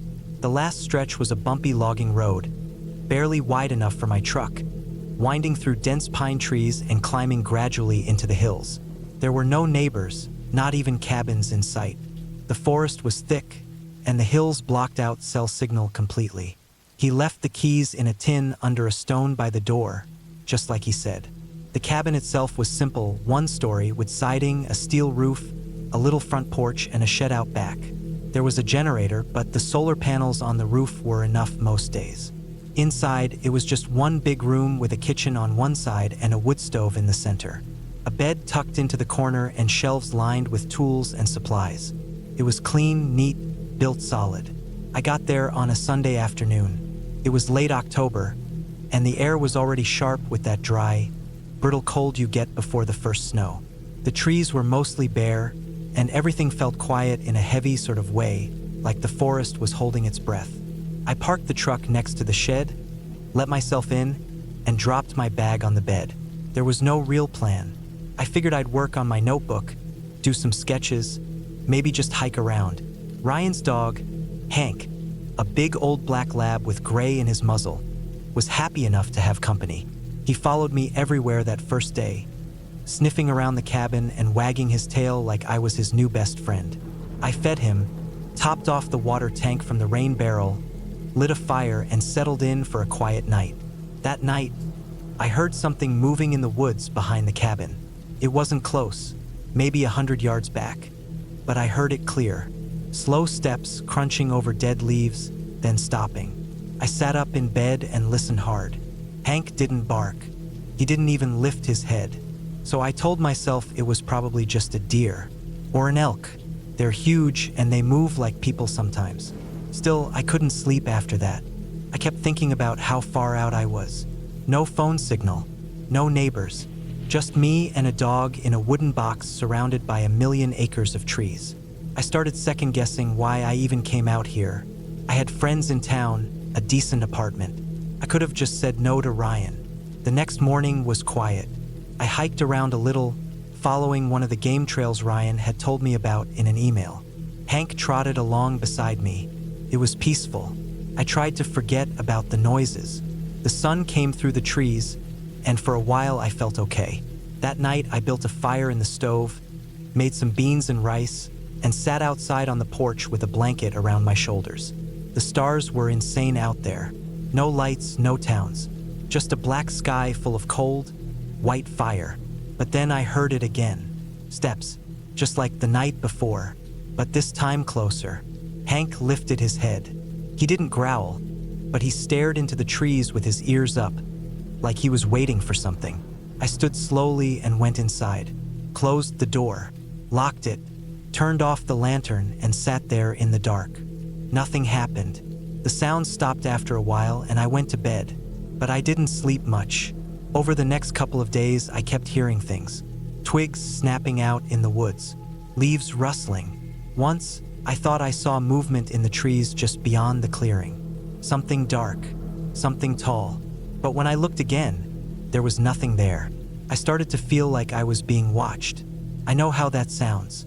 I wasn't seeing ghosts or anything, and I wasn't hallucinating. I'm not that kind of person, but I've hunted before. I know what it feels like to be in the woods, and I know the difference between walking alone and being watched. One afternoon, I went to check on the shed, just to make sure nothing had gotten in. The door was locked, but the padlock looked different. It wasn't the same one I'd seen the day I got there. This one was older, rusted, like it had been sitting in a toolbox for a long time. I asked myself if Ryan could have changed it before he left. Maybe I was remembering it wrong. But the more I thought about it, the more sure I was that it wasn't the same lock. That night, I walked the whole perimeter of the cabin with a flashlight. Hank stayed close to my side. I didn't see anything, but I started noticing little signs. Scuff marks on the trees, like someone had passed through recently. A broken branch that looked fresher than it should have. Once I found a footprint near the back of the cabin. Not mine, bigger, worn tread on the heel. Too big to be Ryan's. I started locking the door during the day. I kept the rifle out and loaded. I knew Ryan kept it for bears, but I was beginning to think it might be needed for something else. One morning, Just before sunrise, I found the front gate open. It was just a simple chain on a wooden frame, about 50 feet down the driveway. I knew I'd closed it. I checked it every evening when I walked Hank. That morning it was open, swinging slowly like it had been unlatched and left. I walked the whole driveway, gun slung over my shoulder, flashlight in hand. No tracks, no cars, no sign of anything. Just that slow, swinging gate and the early light filtering through the fog. That afternoon, I decided to hike down the ridge behind the cabin. Ryan had mentioned a creek about a mile down. I thought maybe a walk would help clear my head. I followed the game trail as it dropped through the trees, Hank bounding ahead. The forest was quiet, but I couldn't shake the feeling I wasn't alone. When I reached the creek, I sat for a while and let Hank drink. The water was clear, cold, fast-moving. I watched a leaf get caught in the current and vanish under a log jam. On the way back up the ridge, I found something that made my stomach drop. It was a shirt, tied around a tree, faded green flannel, torn at the sleeve, stiff with dirt and dried mud. It looked like it had been there for weeks, maybe longer. But the weird part was how it was tied. Like a flag, stretched tight between two branches, knotted deliberately. Not random, not trash. I didn't touch it, just stared at it, then slowly backed away and took a different trail back to the cabin. That night, I hardly slept. I sat up by the fire with the rifle across my lap. I didn't turn on the lights. I just sat there in the dark and listened. At one point, Hank got up and stood by the door, ears pricked. He didn't bark, didn't growl, just stood there like he was waiting. I didn't open the door. The next morning, I found fresh prints behind the cabin. 2 sets, boots, deep tread, one bigger than the other. I followed them for a few yards before they vanished into the underbrush. That's when I made up my mind. I was going to leave early. Ryan could find someone else to finish the last week. I was done. I didn't want to be there anymore. I didn't feel safe. But when I went to start the truck, the battery was dead. Not just low, dead. No lights, no click, nothing. I checked the hood. Everything looked fine. I had a jump box in the cabin, but even that didn't help. It was like the battery had been drained on purpose. I spent the rest of the day tearing the truck apart. Cleaning terminals, checking fuses, even pulled the starter relay just to be sure. Nothing worked. It was dead. That night, I didn't sleep at all. I sat in the dark with the gun and listened to every creak, every step in the woods. Once, just after midnight, I heard something brush the side of the cabin. Not loud, just a whisper of movement, like a hand sliding along the wall. The next morning, I found something nailed to a tree at the edge of the clearing. It was a rabbit, dead, gutted, nailed through the feet. Blood had run down the trunk in long, dark streaks. There was no note, no message, just that dead rabbit staring at me with glassy eyes. I started packing right then, threw everything into a bag, loaded the rifle, grabbed extra shells, filled 2 bottles with water, and started walking. I didn't care about the truck. I didn't care about Ryan's cabin. I just wanted out. It was almost 20 miles to the nearest paved road. I figured I could make it in a day if I moved fast. I took Hank, my pack, and the rifle and left everything else behind. The first few miles were easy. I stayed on the trail as long as I could, then cut west toward the service road I'd seen on the map. The forest was thick, but I had a compass and a rough idea of the direction.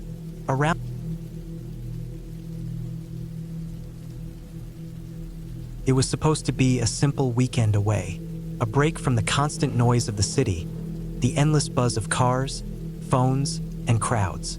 I needed a place to clear my mind, somewhere quiet, peaceful. A cabin deep in the woods, far from everything. I'd found it online, a small rental a few hours from town, nestled in a dense forest where the trees grew tall and close, and the air smelled clean and fresh. The pictures looked inviting. A rustic wooden cabin with a stone chimney, a porch overlooking a small clearing, and a lake not far behind. No cell signal, no internet, no distractions. Just me, the woods, and the silence. I packed my things carefully the night before. A few changes of clothes, some canned food and water, a sleeping bag, a flashlight, and a small first aid kit. Nothing fancy, I had the feeling I wouldn't need much.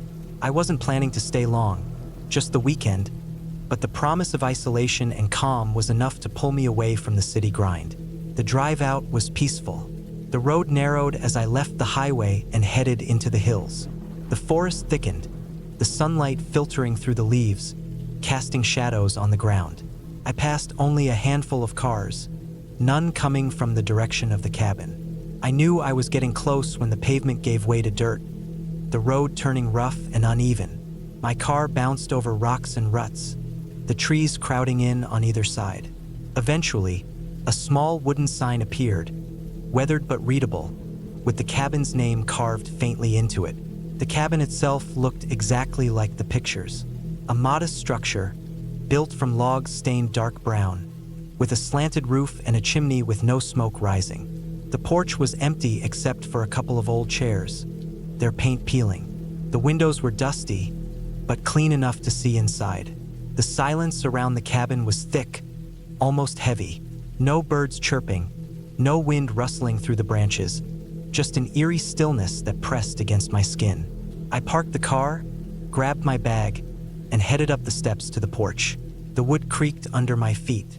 I unlocked the door, pushed it open, and stepped inside. The cabin smelled like damp wood and something faintly like smoke, maybe from a fire long ago. The interior was sparse but cozy. A small kitchen area with a sink, a stove that looked old but functional, a wooden table with 2 chairs, and a couch that sagged in the middle. A wood stove sat in one corner, cold and empty. The floor was made of rough planks, worn smooth from years of use. I set my things down and took a moment to just breathe. The quiet was so complete it almost hurt. No hum of electricity, no distant noise, just the occasional creak of the cabin settling. I opened the windows to let fresh air in, watching dust motes float in the light beams. As the afternoon slipped away, I explored the area around the cabin. The clearing was small but clear enough to see the surrounding forest. The trees were tall pines, their needles thick on the ground. Beyond the clearing, I saw the glimmer of the lake through the trunks. The water was calm, reflecting the sky like a mirror. A narrow dirt path led from the cabin toward the lake, worn down by footsteps or maybe animals. I walked down the path slowly, crunching dry leaves underfoot. The air was cool, the scent of pine and earth strong. By the time I reached the lake, the sun was low in the sky. The water was perfectly still, except for a few ripples near the edge. I sat on a fallen log, watching the orange and pink streaks fade into purple. The woods were darker now, the shadows lengthening. The peaceful feeling was comforting, but there was a strange tension beneath it, like the forest was holding its breath. I didn't stay long at the lake. The cold started to bite, and the thought of being alone out here at night began to creep in. I headed back to the cabin, the path now barely visible in the dim light. The trees seemed to close in tighter. When I got back, I closed the windows and lit a fire in the stove. The warmth spread quickly, filling the room with a soft glow and the scent of burning wood. Dinner was simple. Canned beans heated over the stove, eaten slowly while I stared at the flames. Outside, the forest grew dark, and the silence deepened. I tried to read, but the shadows dancing on the walls kept pulling my attention away. Every little noise, the creak of wood, the rustle of leaves, felt amplified in the stillness. That night, I slept poorly. The cabin felt too quiet, too closed in. I woke several times, my ears straining for sounds that never came. The only thing breaking the silence was my own breathing and the occasional crackle from the dying fire. The next morning, I woke early. The air was cold and damp, the sky gray and heavy with clouds. I decided to explore the woods a little further, curious to see more of the area. I packed a small bag with water, some snacks, and my flashlight just in case. I took the path that led from the cabin and followed it deeper into the forest. The woods here were thick, the trees close together with branches tangled above. The ground was uneven, covered in fallen leaves and broken twigs. As I walked, I noticed small animal tracks in the mud, deer maybe or raccoons. Birds called occasionally, but the sounds were distant and faint. I walked for what felt like hours, winding through the forest, following little streams and climbing small hills. The deeper I went, the less certain I felt about where I was. The trees all looked the same, the paths crossing and disappearing into shadows. I realized I hadn't seen any signs of other people. No fences, no signs, no litter, just untouched forest. At one point, I heard a noise behind me, a rustling, like something moving quickly through the underbrush. I stopped, my heart pounding, and turned slowly. There was nothing there. No animals, no people, just empty trees and silence. I told myself it was probably a deer or a bird, but the feeling of being watched stayed with me. I turned and kept walking, trying to stay calm. After a while, the path began to narrow and disappear. I stopped and looked around, trying to get my bearings. The trees were dense, and the light was fading quickly under the thick canopy. I decided to turn back. The walk back felt longer. The forest seemed darker and more oppressive. Every step sounded louder. The branches scratched at my clothes, and the uneven ground made me stumble more than once. I kept telling myself the cabin was just a few miles away, that I was safe. When I finally reached the clearing where the cabin stood, the sun was almost gone. The sky was a deep blue, the stars beginning to show faintly. I was relieved but also tired and uneasy. That night, the cabin felt different. The silence was heavier, almost suffocating. I kept the fire burning as long as I could, but eventually the wood ran out. I had no more fuel, and the cabin grew cold and dark. Around midnight, I was jolted awake by a loud noise outside. A crash, like something heavy falling. My heart jumped. I sat up quietly, straining to listen. There was silence again, then the faint sound of footsteps moving slowly through the clearing outside. I grabbed my flashlight and crept to the window. I shone the beam into the darkness, but all I could see were trees and shadows. The footsteps stopped near the edge of the clearing. I held my breath, afraid to move. Suddenly, a figure appeared just beyond the porch.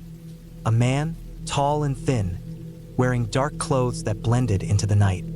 His face was shadowed, but I could see his eyes glinting in the light. I froze. He stood still for a moment, then started moving toward the cabin slowly, deliberately. My mind raced. I had no phone signal, no way to call for help. The windows were old and thin, the door unlocked because I hadn't thought to secure it properly.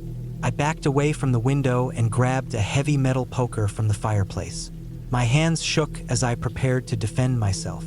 The footsteps on the porch grew louder, then stopped right outside the door. The knob turned slowly.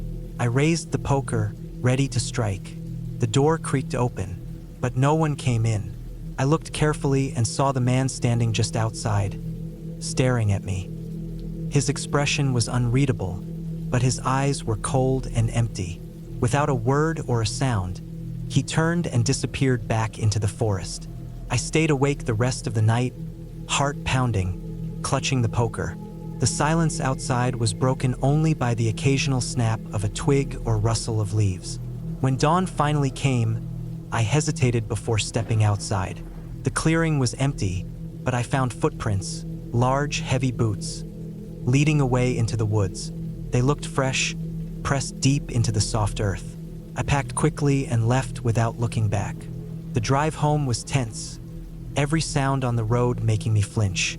When I finally reached the city, the noise and lights felt overwhelming but somehow safe. After that weekend, I never went back to the cabin or the woods around it. I told myself it was just some stranger passing through.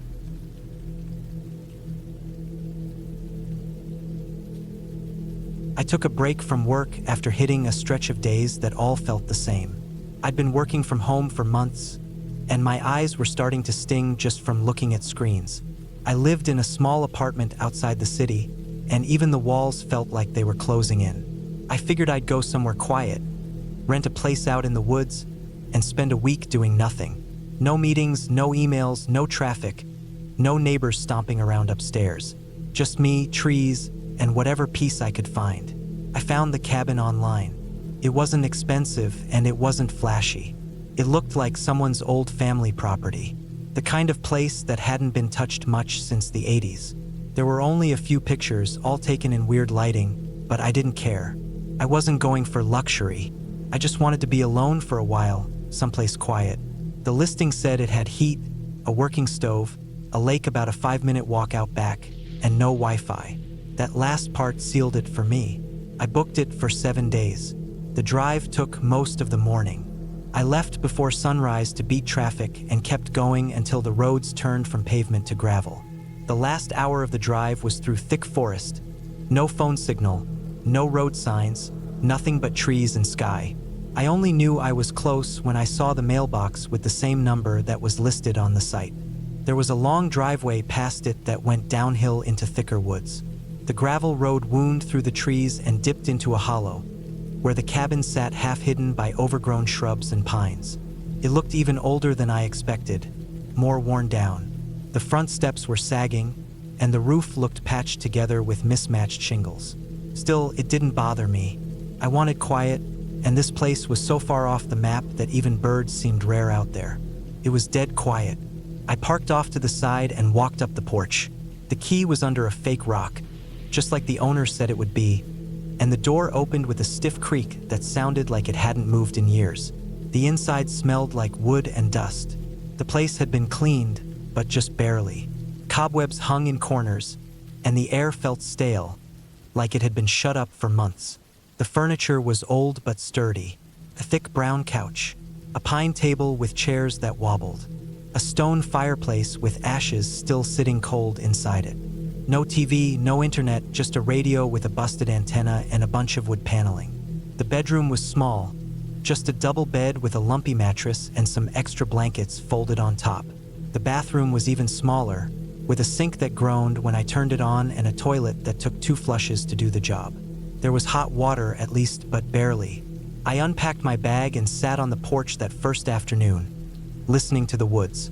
The wind made the trees sway and groan, and a few birds chirped in the distance, but that was it. I didn't see another house, or hear a car, or even see a plane overhead.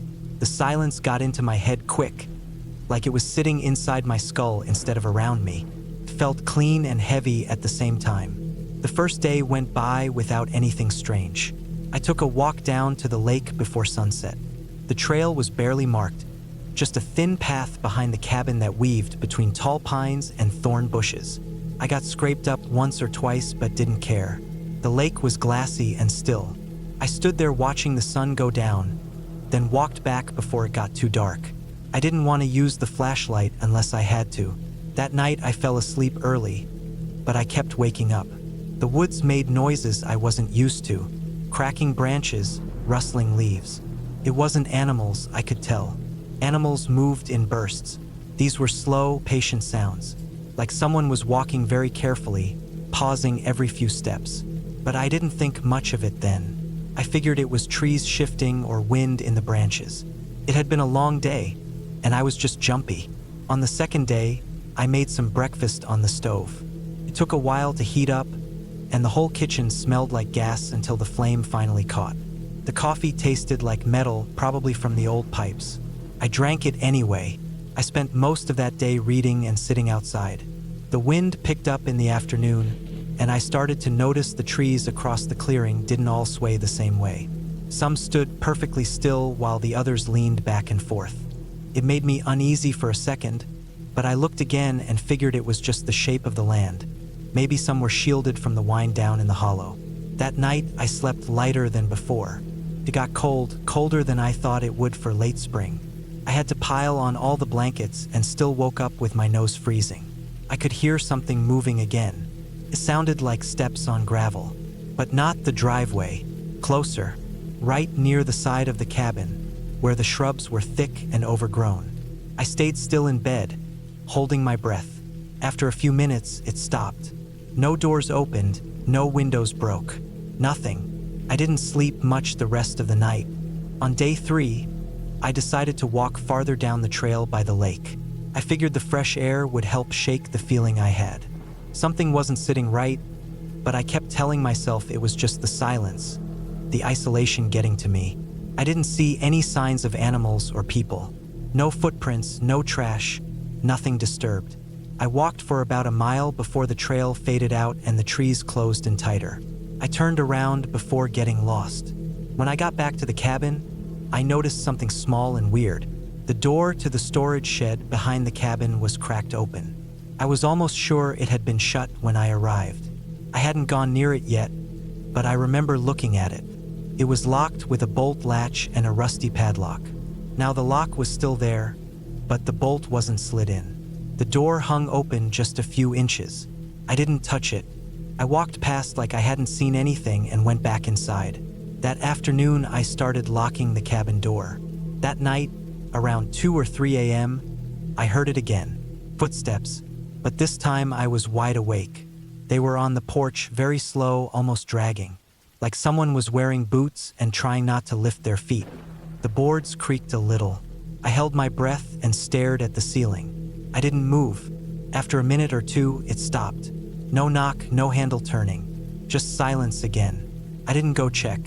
I laid there until the sky started to turn gray. By day 4, the inside of the cabin started to feel smaller. I kept checking the windows, walking from one side to the other. I kept thinking I saw shapes through the trees, just on the edge of where the clearing met the woods. Shadows that looked like a person standing behind a tree. But when I blinked, nothing was there. I told myself it was nothing. I kept saying that over and over. That evening, just before sunset, I walked around the back of the cabin to check the shed again. The door was fully open this time, not just cracked, but all the way open. Inside, it was dark, and I couldn't see much, but there was a smell, like rotting wood and something else underneath, something sour like old meat. I didn't go in. I didn't want to. I turned and walked away without looking back. That night, I didn't sleep. I sat on the couch with the lights off and listened. Around midnight, I heard the sound again. This time, it was more than just footsteps. It was breathing, right outside the window. Heavy, slow breathing. I stayed low, barely moving. It lasted for about 5 minutes. Then silence. I stayed there until morning, watching the window until the light came. I decided I was done. On the 5th day, I packed up. I wasn't going to stay 2 more nights. I wasn't even going to stay another hour. I threw everything in my bag, locked the cabin, and walked to the car. That's when I saw it. On the driver's side door, smeared low near the handle, were 4 long smudges.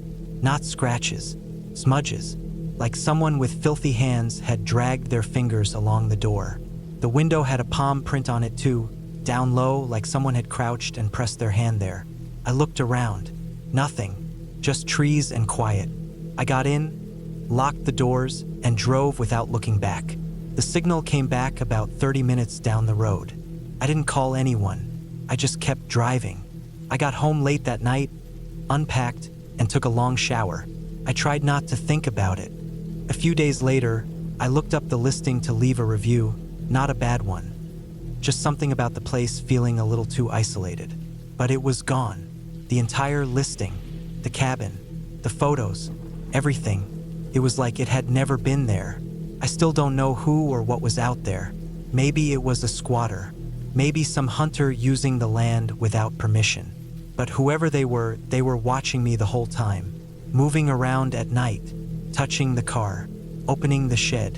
And the worst part is, I think they wanted me to know they were there. Not right away, but slowly, step by step, like they wanted me to feel it, bit by bit, until it sat deep enough in me that I'd never forget it. And I haven't. I don't go into the woods alone anymore. I don't trust cabins. And sometimes, when it's really quiet, I swear I can hear that breathing again. Slow, steady, just outside the window.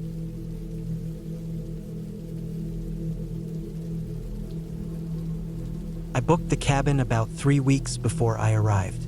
I'd been falling behind on work, an independent project I had to finish by the end of the year, and I kept telling myself I'd get more done if I had fewer distractions. That's when I found the listing for the place. An old but updated single-room cabin with a tiny kitchen and a wood stove, located deep in the forest of northern Minnesota. It was advertised as a work retreat for artists, writers, and quiet people. There was no Wi-Fi, no cell service unless you drove 10 miles out to a gas station. You had to bring your own water because the plumbing didn't connect to any reliable source. It was the kind of isolation I thought I needed. I told myself I'd only be there for 2 weeks.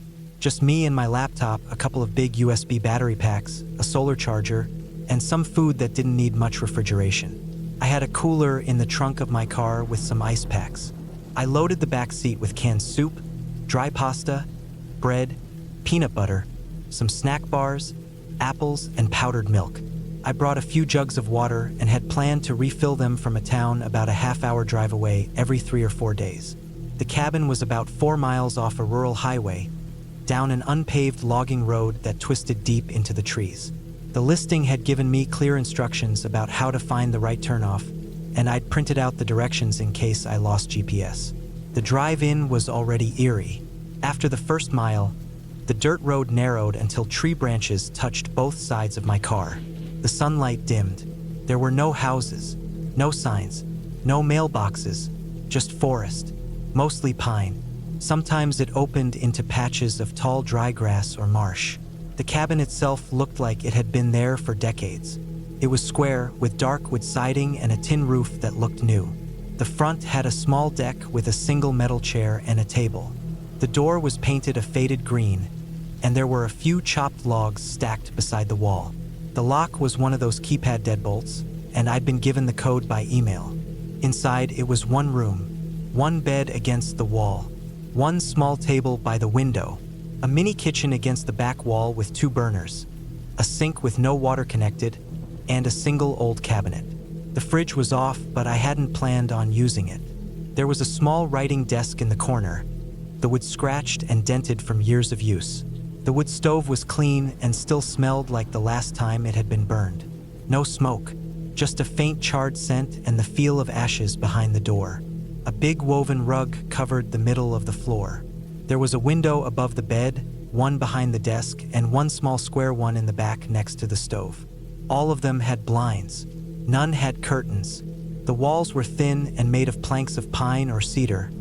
I couldn't tell, but they weren't insulated.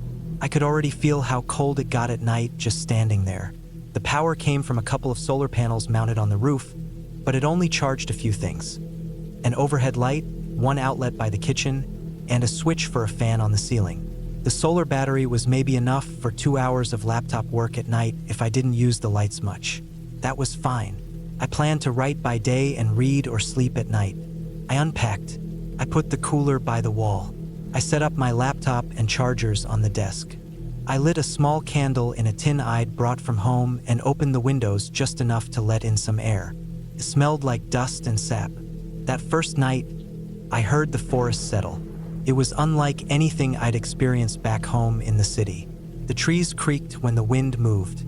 There were no sirens, no voices, no traffic, just the sound of leaves rustling, maybe the occasional crack of a branch falling somewhere deeper in the woods. I stayed up later than I meant to, just lying in the bed, staring at the dark ceiling, listening. Then I heard something else, a kind of scraping sound, faint, maybe 20 feet behind the cabin. Stopped, then happened again, like wood on bark.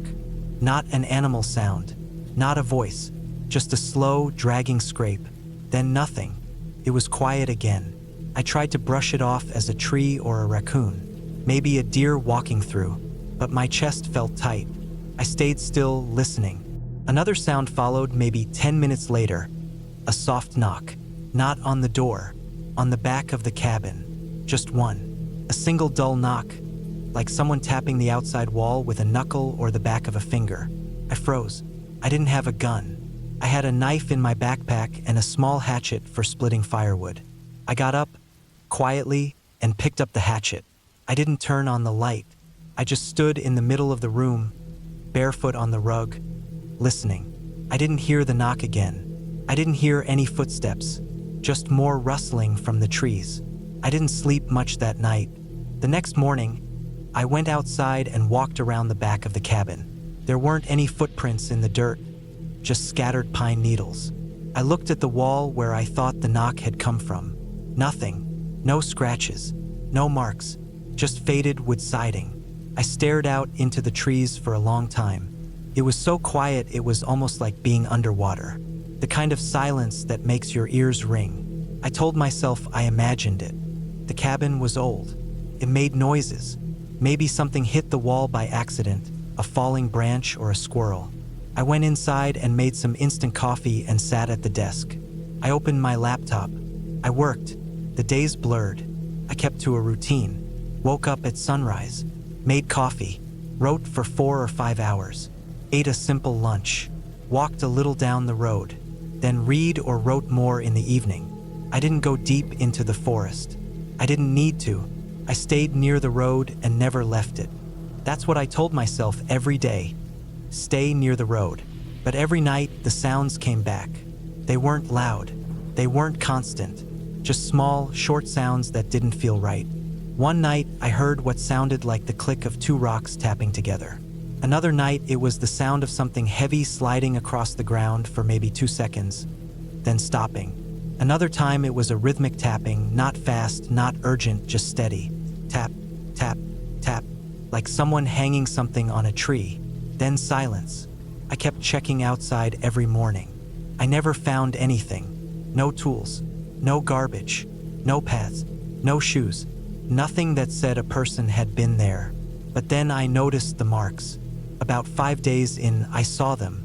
On one of the trees, maybe 30 feet behind the cabin. There were notches cut into the bark. 3 vertical lines evenly spaced about chest height. They looked recent.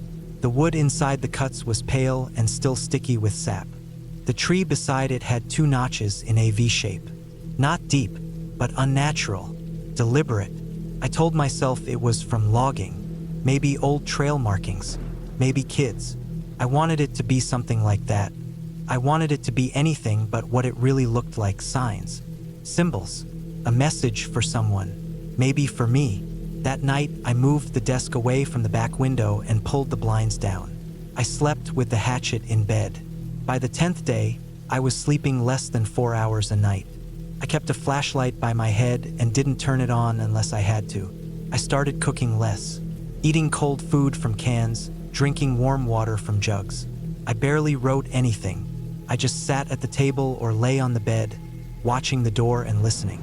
I still didn't see anyone, but I knew something was wrong. On the 12th morning, I found the bones. I'd gone out to stretch my legs and walk along the road like I always did. About 100 feet from the cabin, just off the side of the road in a little dip covered in ferns, I saw something white sticking out of the leaves. I stepped closer. There was a small pile of bones, clean, picked dry. They were small, maybe a raccoon or a fox, but the way they were arranged didn't feel natural. The spine was laid straight, the limbs were angled out, and on top of the pile was the skull staring up. Next to it, in the dirt, were 2 small rocks stacked one on top of the other, balanced. I stared at it for a long time. Then I walked back to the cabin, locked the door, and packed my things. I told myself I would leave the next morning. I didn't care about the project. I didn't care if I finished. I just wanted to be gone. That night, I didn't sleep at all. At around 2 in the morning, I heard footsteps. Clear, slow, crunching on leaves. They circled the cabin once, then again. Then they stopped. I didn't move. I didn't breathe. I stayed curled up on the bed with the blankets pulled up and the hatchet clutched in both hands. My heart beat so hard I thought it would shake the whole room. I waited. Something touched the door. Not a knock, not a push, just a light press, like a hand resting against it. Then it was gone. I waited until morning. As soon as the sun rose, I got up, grabbed my bag, and ran to the car.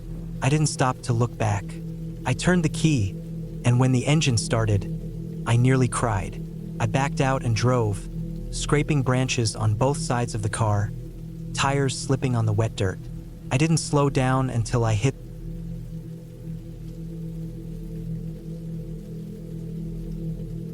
I had been working remotely for almost 2 years. I lived in a noisy apartment in the middle of a small city, where traffic started building up by 6 a.m. and didn't stop until late into the night. My upstairs neighbor dropped weights on his floor at all hours. My landlord lived 2 units down and thought knocking on my door randomly was a good way to check in. I was over it. I was tired. I wanted stillness. A friend of a friend had a cabin up north, about 2 hours from where I lived. He was letting a few people use it during the fall while it was vacant. I sent a message and got the green light. The cabin was isolated, no other houses in view. It was surrounded by thick woods. Gravel road leading up to it, barely maintained. He said it had electricity and decent enough internet through a small satellite on the roof. No cable, no running water beyond what was in the holding tank. But that was fine. I wasn't planning on living there forever, just a few weeks.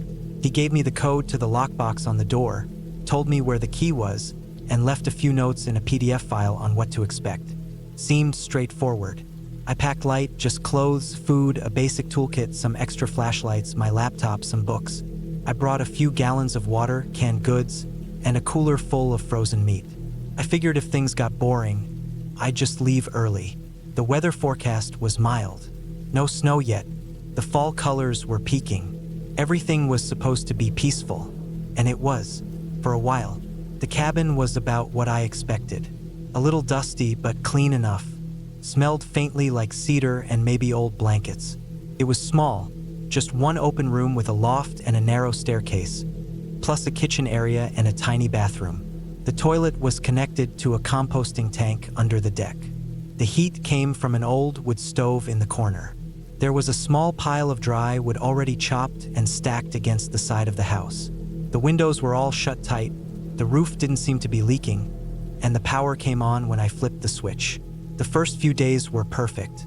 I got up with the sun, made coffee, answered work emails, and took breaks to walk through the woods behind the house. No distractions, no noise, just leaves crunching under my boots and the occasional squirrel leaping between branches. I saw deer one morning standing in the mist at the edge of a clearing. They looked at me for a long time and then turned and walked away. I felt like I was finally breathing again. I explored a little bit around the property, but nothing major. The land dropped off steeply to the east where a narrow stream ran down through a gully. To the west, the forest got denser. Older trees, big rocks covered in moss, the light barely touching the ground.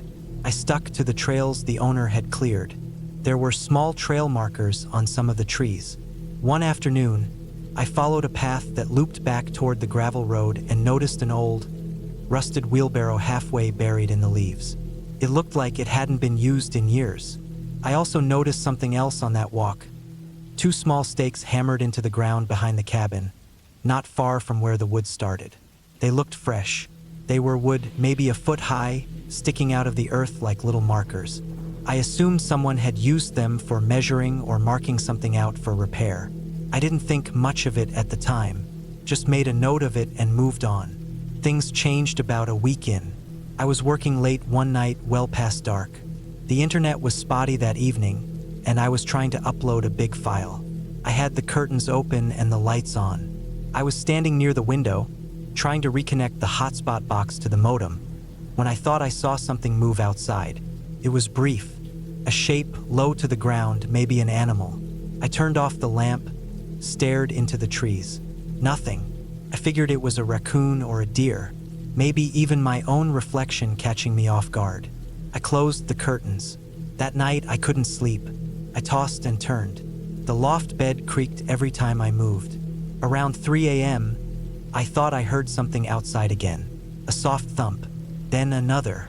Not fast, not panicked, more like deliberate steps. I held my breath and listened. Silence. Eventually, I fell asleep. The next morning, I went out and looked around the cabin. There were footprints in the soft dirt near the woodpile. Not boots, bare feet. Narrow with long toes. Several prints, leading away from the house toward the woods. I stared at them for a long time, trying to make sense of it. They were adult-sized, not animal. Not a joke either. No one knew I was out here except the owner and my brother, and neither of them would prank me like that. Plus, the prints looked genuine. One of them had a small scratch mark from a stick embedded in the soil. I took pictures, just in case. I didn't tell anyone. I just kept my doors locked and stayed alert. The next few days were tense. I didn't hear anything else at night, but I started to feel watched. That's hard to explain, but it was like I couldn't relax. Even when nothing was happening, I felt on edge. I stopped leaving the curtains open. I didn't go out after dark. I slept with a hatchet next to the bed. And then I found the door in the basement. The cabin didn't have a real basement, not like one you could walk around in. But under the deck, there was a crawl space.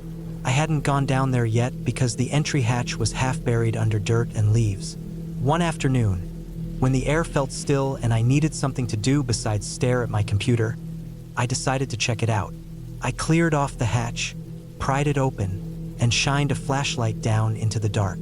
I expected to see pipes, maybe some old boards, a few mouse nests. What I saw instead was a narrow tunnel dug out of the earth, just wide enough for a person to crawl through. It ran deeper under the cabin, down at an angle, and ended at a wooden door. That door shouldn't have been there.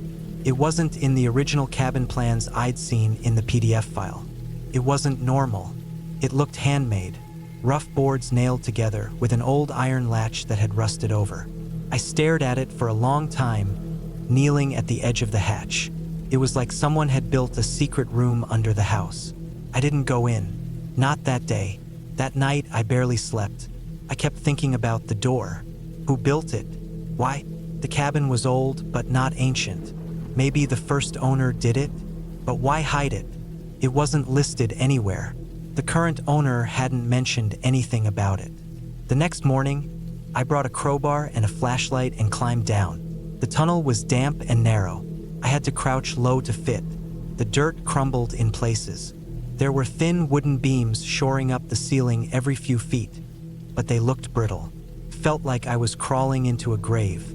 When I reached the door, I pulled on the latch. It gave way with a groan. Behind it was a small room, maybe 10 feet by 10 feet. The walls were lined with wood. The floor was packed dirt. There were shelves along one side, holding old cans, tools, and what looked like empty jars. In the corner, there was a stained mattress rolled up and tied with rope. A single, bare bulb hung from the ceiling, connected to an extension cord that snaked back through the tunnel. But the worst part was the smell. It hit me the moment I stepped inside. Sour, damp, faintly metallic, like something had rotted there and been removed. I didn't stay long. I took pictures, closed the door, climbed back out. The rest of the day, I didn't work. I sat in the cabin, staring at the floor. My thoughts kept running in circles. That space under the house wasn't meant to be found. It had been lived in, someone had stayed down there. Not recently, but not that long ago either. The mattress wasn't covered in dust. The shelves had fresh scuff marks on them. Something had been moved recently. I felt sick. That night, it rained. Hard. The wind rattled the windows, and water beat against the roof. I kept checking the back door to make sure it was locked. At some point around midnight, the power went out. I lit a candle and sat in the corner with my flashlight, waiting for something, anything, to happen. I didn't hear footsteps. What I heard was breathing. It came from the crawl space just beneath the floorboards. Shallow, rasping breaths, in and out, like someone trying not to be heard. I didn't move. I just sat there in the dark, listening until the breathing stopped. When morning came, I packed everything I could in under 10 minutes. I threw my bags in the car and drove. I didn't stop until I hit the highway. I never went back. Later, I sent the owner a message, told him what I found, told him I didn't feel safe, told him he should check the crawl space. He never responded. His friend, the one who put me in touch with him, said he hadn't heard from him in over a month. I don't know what I walked into. I don't know who had been staying in that hidden room or why they left. Maybe they hadn't. Maybe they were still down there waiting for me to come back. But I won't. I moved a few weeks later, left the city completely, found a small rental in a quiet neighborhood with no woods, no basements, and neighbors on every side. I still think about that cabin sometimes. I still dream about the door in the dirt.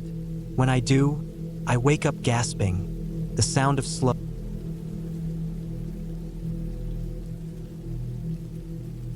It started with a simple plan. I needed to get away. Life in the city had started grinding me down. Long days at a job I hated, nights with little sleep, and the constant noise that never let my thoughts rest. I'd been saving up for some time, not really sure what I was saving for, until one day I opened a map and picked a remote spot in northern Minnesota. I found a cabin listed for rent by the week. It was old, off-grid, no internet, no cell reception. exactly what I needed. I packed up my SUV with enough food, water, batteries, and camping gear to last a couple of weeks. It was early October, so I threw in extra blankets and a heavy coat. The drive took most of the day. The last stretch was down a narrow dirt road that twisted through thick forest. Pine trees towered on either side, their branches closing overhead. The sun was dropping fast, and shadows had already filled the gaps between the trees. When I reached the cabin, the place looked even more isolated than I imagined. It was a single-story wooden structure with a moss-covered roof and a small porch in front. There were no other cabins nearby, no power lines, and no traffic sounds. Just silence except for the wind and the creaking trees. Inside, it was simple. One main room with a bed, a wood-burning stove, a table, and a few chairs. There was a small kitchen area with a hand pump for water and a gas stove. A narrow hallway led to a tiny bathroom and a storage closet. The place smelled like old wood and dust. I opened all the windows to air it out, then started a fire in the stove to warm it up. The first night was peaceful. I read by lantern light and fell asleep to the sound of the wind through the trees. I woke up late the next morning, made coffee on the stove, and sat on the porch wrapped in a blanket. It was quiet, the kind of quiet that's so deep it starts to feel heavy. That was the whole point, though. I wanted silence. Still, I noticed how different the silence felt out here. It wasn't the absence of sound. It was the presence of something else. A kind of awareness in the woods, like they were watching. I spent the day walking the trails around the cabin. Some were overgrown and hard to follow. I found animal tracks, mostly deer and what looked like coyote. I marked a few spots with flagging tape so I wouldn't get lost. By late afternoon, I was back at the cabin, tired but relaxed. I made dinner, wrote in my journal, and lit a few candles. That night, I couldn't sleep. It was cold, despite the fire. I kept waking up, listening to noises outside. Branches snapped now and then, and something thudded against the side of the cabin once. I told myself it was just a raccoon or a falling branch. The wind had picked up, and the trees were swaying hard. On the third day, I hiked farther. I found a narrow path leading deeper into the woods. After about an hour, I reached a clearing with a small pond. The water was still and black. I sat on a rock and ate lunch. While I sat there, I had the strange feeling that I wasn't alone. I didn't hear or see anything, but I felt it, like someone was behind me, even though I was looking straight ahead. I turned around fast, but there was nothing, just trees. I left soon after and walked back fast, feeling more anxious with every step. That night, I barricaded the front door with a chair. I felt stupid, but it made me feel a little better. On the fourth night, I woke up suddenly. It was dead quiet, even the wind had stopped. Then I heard something moving outside. Slow footsteps on the porch. My heart started pounding. I grabbed the axe I'd been using to chop wood and stood in the dark, holding my breath. The steps stopped at the door. Then came a scraping sound, like something being dragged across the wood. I didn't move. I stayed like that for maybe an hour. Eventually, I heard the steps move away. I waited until the sun started coming up before I opened the door. There were marks on the porch. Long, thin scrapes that hadn't been there before. They looked like claw marks, but too long and straight for any animal I knew. I tried to tell myself it was just a bear or something like that, but it didn't sit right with me. I considered packing up and leaving that day, but something made me stay. I think I didn't want to admit I was scared. The fifth day, I didn't go far. I stayed near the cabin and double-checked all the doors and windows. I kept the axe close. That night, I made sure the fire was strong and slept with the lights on. At some point, I woke up again. This time, I heard something tapping on the back window. Light, slow taps. I didn't get up. I didn't even breathe. After a few minutes, it stopped. The next morning, I checked the window. There were smudges like greasy fingerprints. I tried not to think too much about it, but I couldn't shake the feeling that someone, or something, was out there. Day 6, I found a set of footprints near the edge of the clearing. They weren't mine. They were wider and deeper, like whoever made them was heavy. They led toward the pond I'd found, then disappeared into the brush. I followed them a little but turned back fast. Something about them felt wrong. They didn't look natural. The spacing between steps was too long. That night, I didn't sleep. I sat by the fire, staring at the door, the axe in my lap. Every time a log shifted in the stove, I jumped. Around midnight, the doorknob rattled. Not much, just a little twitch. Then again, I crept to the door and peered out through the tiny window. Nothing, but the knob twitched again. I held my breath, ready to swing the axe. After a while, it stopped. I didn't sleep at all that night. When the sun rose, I started packing. I decided to leave. I didn't care if I lost money on the rental. I needed to get out. I loaded the SUV as fast as I could. Just before I left, I went back inside to grab my journal. I froze when I saw the axe. It was lying on the bed. I hadn't put it there. I'd left it by the stove. I was sure of it. That drive back down the dirt road felt like it took forever. Every shadow looked like it was hiding something. I didn't stop until I hit a main road with traffic. I didn't stop until I was hours away. I never went back. I never told anyone the full story. I tried to forget about it, but I still wake up sometimes thinking I hear tapping on my window, and I never figured out who or what was out there with me. But I know it was real. Now, I double-check every lock. I keep the curtains drawn, and I've never rented another cabin again.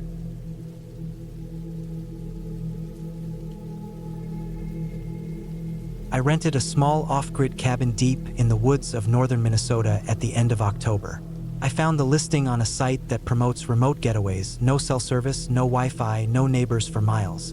I'd been feeling burnt out from work and decided that spending a week alone in a quiet cabin might help clear my head. The idea of being surrounded by forest, breathing cold air, hearing nothing but wind and the rustling of trees sounded perfect.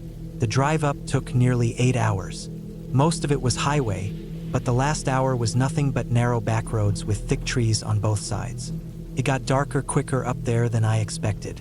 The sun had already dipped low behind the tree line by the time I made it to the cabin's dirt driveway. The tires crunched over leaves and twigs as I pulled in. The place was small, just one room with a wood-burning stove, a twin bed, a simple kitchenette, and a bathroom with no running water, just a composting toilet and a jug-filled sink. It had solar panels, but they only powered one light and a little battery pack for my flashlight and headlamp. There was a firewood stack outside, a wood pile by the stove, and a rusty axe stuck in a stump near the back. That first night was cold and dead quiet. I made a quick meal of canned soup and bread, started a fire in the stove, and curled up in bed with a book. I kept hearing things outside. At first, it was just the usual forest noises: wind, creaking trees, maybe a raccoon or something in the underbrush. But there were moments where I could have sworn I heard heavier steps, like someone walking. Not often, just a few steps here and there, sometimes stopping, sometimes starting again minutes later. It made me nervous, but I told myself it was probably deer or elk moving around in the woods. Still, I kept the axe next to the bed that night. The next morning, I woke up to frost covering the windows. I made instant coffee using boiled water from the jug, then sat on the porch wrapped in a blanket. It was peaceful, even with the chill. I didn't see or hear anyone, which was expected but still strange after always being around people in the city. I spent the day gathering some more firewood, walking a short trail behind the cabin, and trying to settle in. I kept the fire going and read more by lantern light until I went to bed. That night, the steps came back. This time, they were closer. They started around midnight, just as I was drifting off. Soft at first, a few crunches of leaves, then nothing. Then again, a few more, louder this time. I sat up and turned off the lantern. The stove fire was still glowing, so the cabin wasn't pitch black, but I couldn't see out the windows clearly because of the frost and darkness. I got up, grabbed the axe, and opened the door slowly. Cold air rushed in. I stepped onto the porch barefoot, heart racing. My breath clouded in front of me. I stared into the woods for a long time. Nothing moved. I waited, but after 10 minutes, I went back inside and locked the door. The next morning, I checked around the cabin. There were no footprints in the frost or dirt, just scattered deer tracks a few yards out. That made me feel a little better, but something still didn't sit right. Deer don't stop and start walking like that. not in a way that sounds so human. I shook it off and tried to enjoy the day. I boiled more water, washed up with a rag, made oatmeal. I didn't hike that day. I stayed close. I brought the axe everywhere I went. Felt silly, but I couldn't shake the nerves. I kept looking over my shoulder, listening. That night, it got worse. Around 1 a.m., I woke up to the sound of the doorknob turning. It was slow, like someone was testing it. Then it stopped. I sat up in bed and didn't move. The only sound was my heartbeat in my ears. I stared at the door. After what felt like a full minute, I heard a single footstep on the porch. Then nothing, just silence. I stayed like that for nearly 2 hours before I fell asleep again from sheer exhaustion. The next morning, I didn't bother checking for prints. I knew I wouldn't find any. The frost melted quickly after sunrise anyway.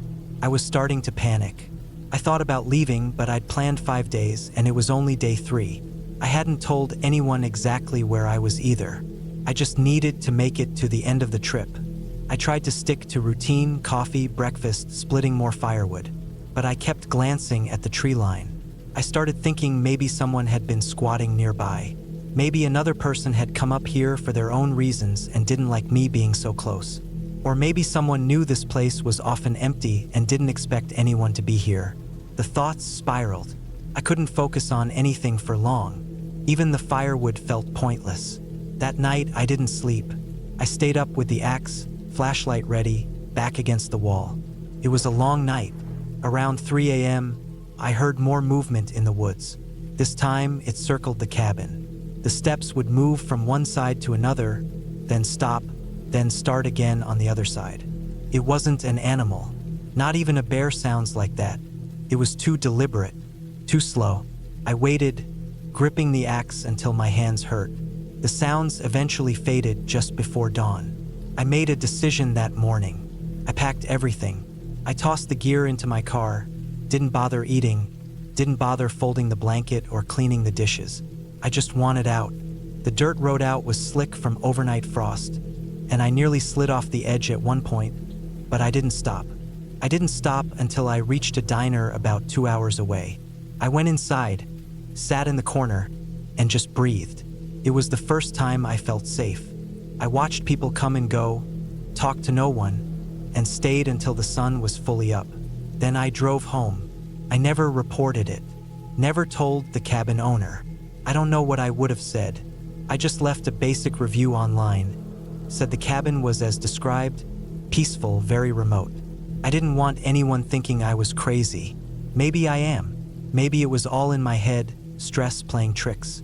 But I know what I heard. I still think about it sometimes, especially when I hear creaking floorboards in my apartment or the wind against the window at night. I haven't gone camping alone since. I haven't spent a night that far off-grid again either. I don't know what was out there, but I don't need to. I made it out, and that's enough for me. The only thing that matters is that I left before it stopped just testing the doorknob. I'll never forget the sound of that single footstep on the porch.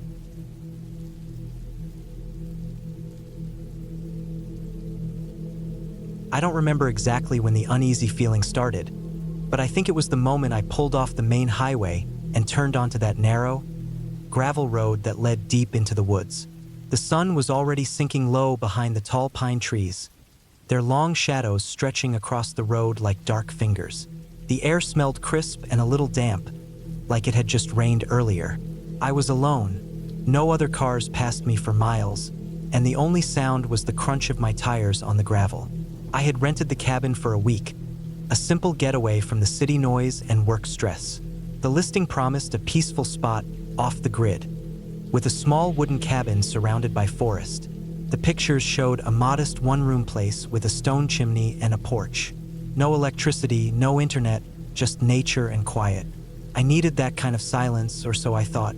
As I drove deeper down the winding road, I noticed that the trees got thicker and closer together. There were no streetlights, no signs of any houses, just the forest pressing in on both sides. The gravel road became rougher, with potholes and ruts that jostled the car. I caught my foot tapping nervously on the gas pedal, and I felt a tightening in my chest. The GPS signal had already dropped about 10 minutes back, but I didn't need it. I had the address written down and the cabin's exact location marked on an offline map. Still, the isolation started to creep into my mind. I told myself it was just nerves and that this was exactly what I wanted. Time away from everyone. After about another 10 minutes, the gravel road ended at a small clearing. The cabin sat right in the middle, its weathered wooden walls blending into the forest backdrop. A thin wisp of smoke curled up from the chimney, which was a comforting sight. The porch light wasn't working, but I had packed a flashlight and lanterns. I parked my car beside the cabin and climbed out, the ground beneath my boots soft with pine needles and moss. The silence was complete here, except for the occasional rustle of leaves and a distant bird call. The cabin looked smaller and older than in the pictures, but it had a solid, sturdy feel. I took a deep breath and walked to the porch. The door creaked when I opened it. Inside, the air was cool and smelled faintly of wood smoke and something like old leather. The main room was simple. A small wood stove in one corner, a wooden table with 2 chairs, a bed pushed against the far wall, and shelves holding some basic dishes and canned food. There was a box of firewood near the stove and a pile of newspapers stacked on a chair. I set my bags down and started unpacking. I planned to make a fire soon. The temperature was dropping quickly now. The only light inside was from my flashlight beam, which I moved slowly around the room. The walls were bare except for a faded, cracked painting of a forest scene. I stacked some wood in the stove and struck a match. The flames caught quickly, and warmth spread through the room. Outside, the sky darkened to deep blue, stars beginning to peek out between the branches. As I settled in, I checked the windows. They were old, with a few small cracks, but the locks seemed solid. The cabin felt safe, but the silence was heavy. I kept hearing small sounds, branches tapping against the roof, the occasional snap of twigs from somewhere in the woods. Each time, I told myself it was just animals or the wind. That first night, sleep was thin and restless. I lay in the dark, listening to the forest sounds, feeling the rough wood floor beneath the bed. At some point, I thought I heard footsteps outside, soft and slow. I sat up and strained my eyes, but the moonlight was weak, and the trees blocked most of it. I opened the door a crack, shining my flashlight into the shadows. Nothing moved. The forest seemed still, except for the rustling leaves. I tried to calm myself. This was normal. Living in the woods meant hearing every little noise. I finally drifted off, but the feeling of being watched never fully left me. The next day, I woke early with the dawn. The cabin was quiet and peaceful in the soft morning light. I made coffee on the stove and stepped outside onto the porch, breathing in the fresh pine air. The forest stretched endlessly in every direction. There was a narrow trail nearby that I wanted to explore. I packed a small backpack with water, some food, a map, and my phone, though I knew I'd have no signal. The trail was overgrown and winding, leading deeper into the woods. The trees were tall and thick, sunlight filtering through the branches in scattered beams. Birds called and flitted about, and every now and then I spotted a squirrel or a deer. As I walked, I noticed the silence from the cabin was replaced by a quiet life. The forest wasn't empty. It had its own sounds and rhythms. Still, I felt an undercurrent of unease. The further I went, the more I noticed things that didn't quite add up. Broken branches that looked like they had been stepped on recently, footprints that weren't quite deer or any common animal. At one point, I thought I heard a distant shout, but the forest swallowed it immediately. After about 2 hours, I turned back. I wasn't sure why, but I felt an urgent need to return to the cabin. The trail back seemed longer, and the shadows grew as the sun moved lower. The forest seemed to close in tighter. I kept looking over my shoulder, imagining figures in the trees. Back at the cabin, I locked all the doors and windows before lighting the stove again. I ate a simple dinner and sat by the fire, the flickering flames casting dancing shadows on the walls. I tried to shake off the growing feeling that something wasn't right. That night, the sounds were louder, branches snapping closer, something brushing against the cabin's outer walls. The wind picked up and howled through the trees. I stayed awake, clutching a heavy kitchen knife I had found in the drawer, listening. At one point, There was a loud thud against the side of the cabin, like someone or something had hit the wall hard. I forced myself to stay calm, telling myself it was probably a deer or a falling branch, but I couldn't sleep. On the third day, I decided to check the perimeter of the cabin.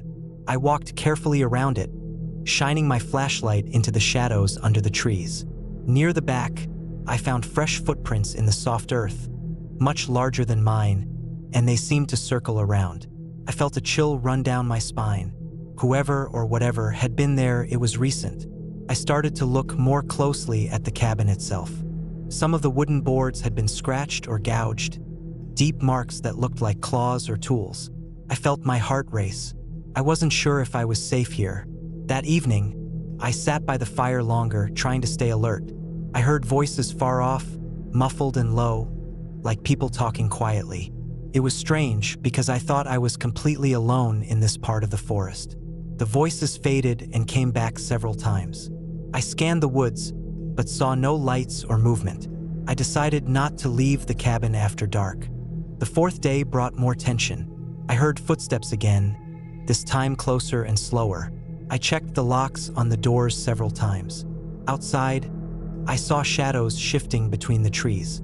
I started to feel trapped, like the forest was closing in. I had no cell signal, no way to call for help. The nearest town was miles away, and the roads leading back were rough and unmarked. That night, I was jolted awake by the sound of heavy breathing just outside the cabin. I froze, listening. The breathing stopped suddenly. I held my breath, heart pounding. I shone my flashlight out the window, but saw nothing. The door was locked tight. The next morning, I decided I couldn't stay. I packed quickly, but as I stepped outside, I saw fresh footprints leading away from the cabin toward the deeper forest. I realized I wasn't alone here. Someone had been watching me. I didn't stop to think. I jumped into my car and started it up. The engine sputtered at first and then roared to life. I drove fast down the gravel road, not looking back.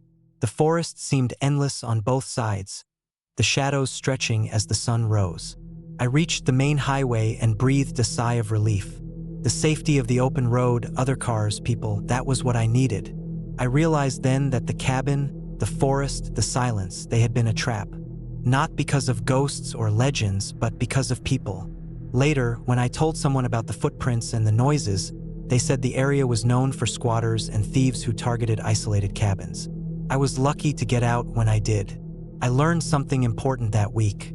Sometimes, the scariest things aren't monsters or spirits.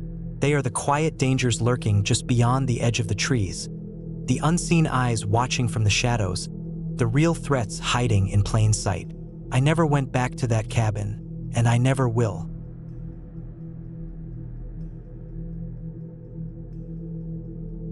It started as a simple getaway, a quiet break from work, noise, and people. I'd been stressed out for months, barely sleeping, and my doctor had told me I needed a real break. No phones, no emails, no distractions, just peace and quiet. I found a cabin deep in northern Minnesota through a rental site. It was old, small, and tucked away in the middle of a forest preserve. There were no other homes nearby, no cell service, no Wi-Fi. It was exactly what I needed. I left early on a Thursday morning in late September. The drive was long, about 6 hours from where I lived, but peaceful. The further north I got, the thinner the traffic became. Eventually, I was the only car on the road. I had music playing softly, a thermos of coffee, and the windows cracked just a little to let in the cool fall air. By the time I reached the gravel road that led to the cabin, I was feeling lighter. The sun was out. The trees were all turning yellow and orange. Felt perfect. The gravel road twisted for miles through thick trees before finally opening up into a small clearing. The cabin was there, looking just like the photos. Weathered with siding, one front window, a porch with 2 old chairs, and a chimney poking out the top. The door was unlocked, just like the owner had told me in his instructions. There was a small kitchen, a tiny bathroom, and 1 bedroom with a full-size bed. Everything smelled like wood smoke and dust. I spent the first day unpacking, stacking firewood, sweeping out cobwebs, and getting comfortable. There was no TV, no radio, no anything. just the sound of wind through trees and the occasional bird. I made a simple dinner on the propane stove, read a few chapters of a book, and went to bed early. The bed was hard but clean, and the silence was complete. No sirens, no voices, no engines. Just quiet. The second day I hiked a little. There were old trails behind the cabin, some marked, some not. I followed a narrow one that led to a small lake, totally still and empty. I sat there for a while just staring at the water, thinking about nothing. When I got back, I made a fire in the fireplace and cooked a frozen pizza I'd brought. I spent the rest of the night in that chair, watching the flames and listening to the logs crackle. It was the third night when things started to feel strange. I woke up around 2 a.m. for no reason. I wasn't cold. I wasn't having a nightmare. I just woke up. The air felt off, heavy. I couldn't hear the wind anymore. No owls, no crickets. It was like everything had gone still. I lay there for a while trying to figure out what had woken me. Then I heard a soft crunch. It sounded like someone stepping on dry leaves. Just once. Then nothing. My heart started racing. I told myself it was a deer or a raccoon, but I didn't move. I just listened. A minute later, another crunch, closer this time. It was unmistakable. Someone or something was walking outside the cabin. I stayed in bed, barely breathing. There were no blinds on the window, just a curtain that didn't quite reach the bottom. I thought about peeking out but couldn't move. Another crunch, closer again. I finally sat up slowly, trying not to make any noise. I slipped off the bed and crept over to the window. I pulled the curtain back just an inch and peeked out. Nothing, just darkness and trees. I stayed there for maybe 20 minutes. Nothing else happened. Eventually, I crawled back into bed, still fully dressed, and stayed awake until morning. When the sun came up, I went outside. The ground was damp from dew, but near the side of the cabin, I saw a footprint. Just one. Not a boot or a shoe. Barefoot. Human. It was narrow and long, and you could clearly see the toes. The sight of it made my stomach turn. I looked around for more prints, but didn't find any. I thought about leaving, but I had no cell service and the nearest town was nearly an hour away. I told myself it was probably an old print, even though I knew that wasn't true. I tried to distract myself that day by reading and chopping some wood, but I couldn't relax. Every time a branch snapped or a squirrel darted through the brush, I jumped. That night, I locked the door and wedged a chair under the handle. I kept the fireplace going for light and slept on the couch in the main room so I could hear better. I didn't sleep much. At around 1:30 a.m., I heard the same sound, crunching leaves. This time it came from the back of the cabin. I sat up and strained to hear. A few seconds later, a soft thump against the back wall, like someone bumping into it. Then nothing. I didn't sleep at all that night. When daylight came, I went around back and found another print. Again, barefoot, pressed into the dirt like someone had been standing there watching the cabin. I packed up some food and my hatchet and took a long hike just to clear my head. The trail to the lake felt different now, less peaceful, like something was watching. I kept hearing noises in the trees, but I never saw anything. That night, I didn't bother trying to sleep. I sat in the front room with the hatchet in my lap and a flashlight next to me. Around 3 a.m., I heard it again, soft steps on dry leaves. Then, for the first time, I heard something else. Breathing. Not loud, not panting, just soft, steady breathing right outside the window. It lasted maybe 10 seconds. Then it stopped. I didn't hear footsteps walking away. It was like whoever or whatever was out there had just faded into the woods. I waited until sunrise, grabbed my bag, and started walking. I didn't pack anything else. I left food, clothes, even my phone charger. I just walked straight down the gravel road, too scared to go back inside. After about an hour and a half, a ranger truck came down the road. I flagged it down, and the guy gave me a ride into the nearest town. I told him I'd gotten scared by a bear or something. He didn't ask many questions. When I got back home, I emailed the cabin owner and told him I left early because of some animal activity. He said he'd never heard anything like that before. I didn't argue. I didn't want to talk about it. Weeks passed. I tried to forget. I focused on work, but I couldn't sleep well. I kept thinking about that footprint, that breathing, the way the woods had gone completely silent. One night, I finally did some research. I found a handful of reports about a hermit who had supposedly lived in that part of the woods years ago. A man who'd gone off the grid after a mental breakdown. People said he was long gone or dead, but the more I read, the more it made sense. The silent forest, the barefoot prints, the way it felt like I was being watched but never saw anyone. I don't know if he's still out there, or if someone else is living in those woods now, hiding from people. But I do know one thing. Something was watching me, moving around that cabin at night, standing outside, breathing, and I'll never go back there again. I still think about it sometimes when I'm walking alone or trying to fall asleep. It wasn't a ghost. It wasn't a monster. It was a real person, and that's what makes it so much worse. I've never been back to a cabin since then, not alone. I don't hike in unfamiliar places anymore. I stay in hotels. I keep my phone charged. I tell people where I'm going. And I always listen to the sounds around me, especially when they stop. Because silence, I've learned, can mean someone is there, waiting, watching, just out of sight.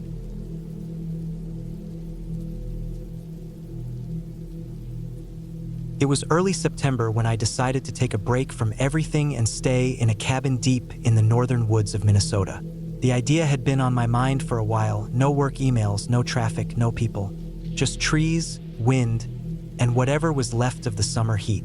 I had found the place through a rental site that listed off-the-grid cabins. It looked old but sturdy. The pictures showed a wooden structure with a metal roof, nestled between thick pine trees. No cell signal, no internet. That's exactly what I wanted. The cabin was a 5-hour drive from my apartment. As I got closer, paved roads turned to gravel and gravel turned to dirt. I had to slow down to avoid hitting potholes. The farther I drove, the denser the forest got. The sunlight filtered through the trees in thin slices. It was quiet in a way that made me feel like I had left the real world behind. My GPS stopped working about 30 minutes before I arrived, but I had printed out directions just in case. Eventually, I saw the wooden sign nailed to a tree that matched the listing, Pine Hollow, 3 miles. The driveway was barely wide enough for my car. It wound around trees and sloped down sharply before leveling out near the clearing. That's where the cabin stood, exactly like the pictures but darker, older. The paint had faded, and the wood was weathered. There was a single step up to a small porch, a wooden door with a rusty handle, and 2 windows with shut blinds. I parked close and killed the engine. For a moment, I just sat in the car, listening. Nothing, just trees and wind. Inside the cabin, it smelled like dry wood and dust. The floorboards creaked. There was a small kitchen with an old gas stove, a sink with a hand pump, and a fridge that ran on propane. The bedroom had a twin-sized bed with a faded quilt, and the bathroom was basically a closet with a compost toilet and a metal basin for washing. There was a wood-burning stove in the corner, and next to it, a pile of chopped logs. No electricity, just a few gas lanterns hanging from hooks in the wall. I spent the first 2 days reading, cooking simple meals, and hiking around the area. I brought books, a few canned goods, instant coffee, a flashlight, batteries, a knife, and a hand crank radio. I didn't hear or see a single person. The quiet started to feel heavy, like the trees were leaning in closer each day. By the 3rd night, I started to notice small things. The first thing was a deep scratch across the side of the cabin that I swear hadn't been there when I arrived. It looked fresh, like something had dragged metal or claws across the wood. I brushed it off, thinking maybe it had always been there and I just didn't notice. That night, I heard movement outside. It started just after sunset, a steady rustling that came and went. I turned off the lantern and sat still by the window. I couldn't see anything through the glass. I waited until the sound faded, then I went back to bed. I told myself it was just deer or raccoons, but I didn't sleep well. The next day, I walked around the cabin. I found disturbed dirt by the edge of the trees, like something had paced back and forth. There were no clear tracks, just a vague pattern. I noticed the same kind of scratch marks on the back wall of the cabin too. I felt uneasy. I kept the knife on me the rest of the day. I decided to shorten my stay. I had originally planned for 10 days, but after 5, I was ready to leave. That 5th night was the worst. Right after I put out the lantern and got in bed, I heard it again, rustling closer this time. Then a thud, like something hit the side of the cabin. Then another. I sat up in the dark, clutching the knife. I didn't move. The sound stopped, then started again on the other side of the cabin. I stayed like that for what felt like hours, just sitting there, heart pounding. I waited until dawn before I even got up. When I finally stepped outside, I found fresh marks all around the cabin.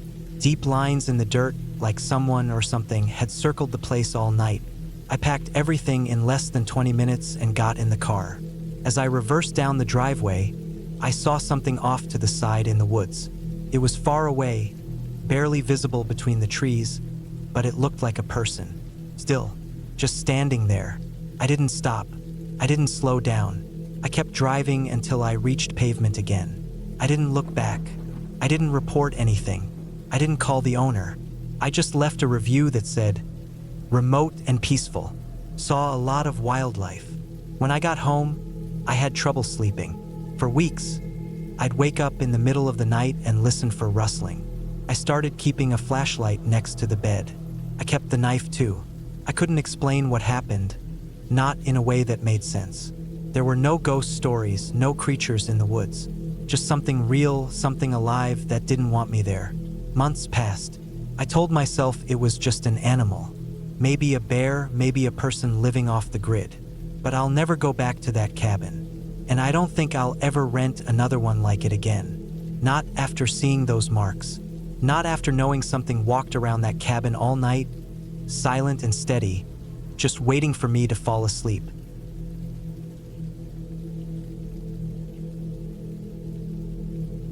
I hadn't been planning to spend the summer alone in the woods. It just kind of worked out that way. My cousin John was headed out west for a seasonal forestry job, and he offered to let me use his old hunting cabin in northern Minnesota for a few months. I had been laid off from my warehouse job 2 months before, and I didn't have much tying me down.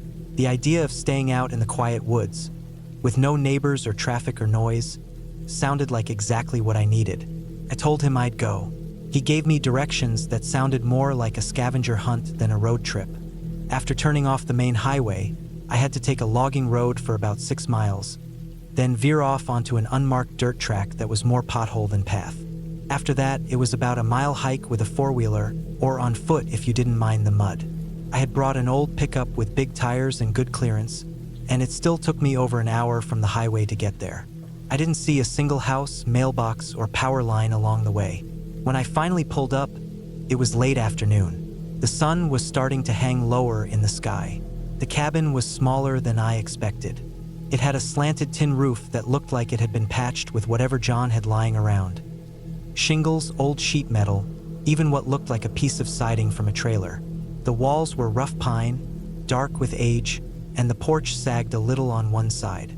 There was no driveway, just a wide patch of dead grass and dirt where vehicles had parked before. Behind the cabin, the woods started almost immediately. A thick wall of evergreens and birch, the forest floor carpeted in moss and old pine needles. Inside, the place was basic but clean. A small main room with a wood stove, an old recliner, and a beat-up kitchen table. Off to the left was a tiny bathroom with a compost toilet and a gravity-fed shower tank. A narrow ladder led up to a sleeping loft under the eaves. No electricity, no running water, but John had left jugs of water, stacked firewood, a propane stove, and a cooler with a few cans of food.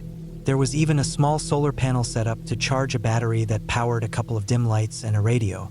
It was simple, quiet, and far from everything. I liked it immediately. The first few days were peaceful. I slept better than I had in months.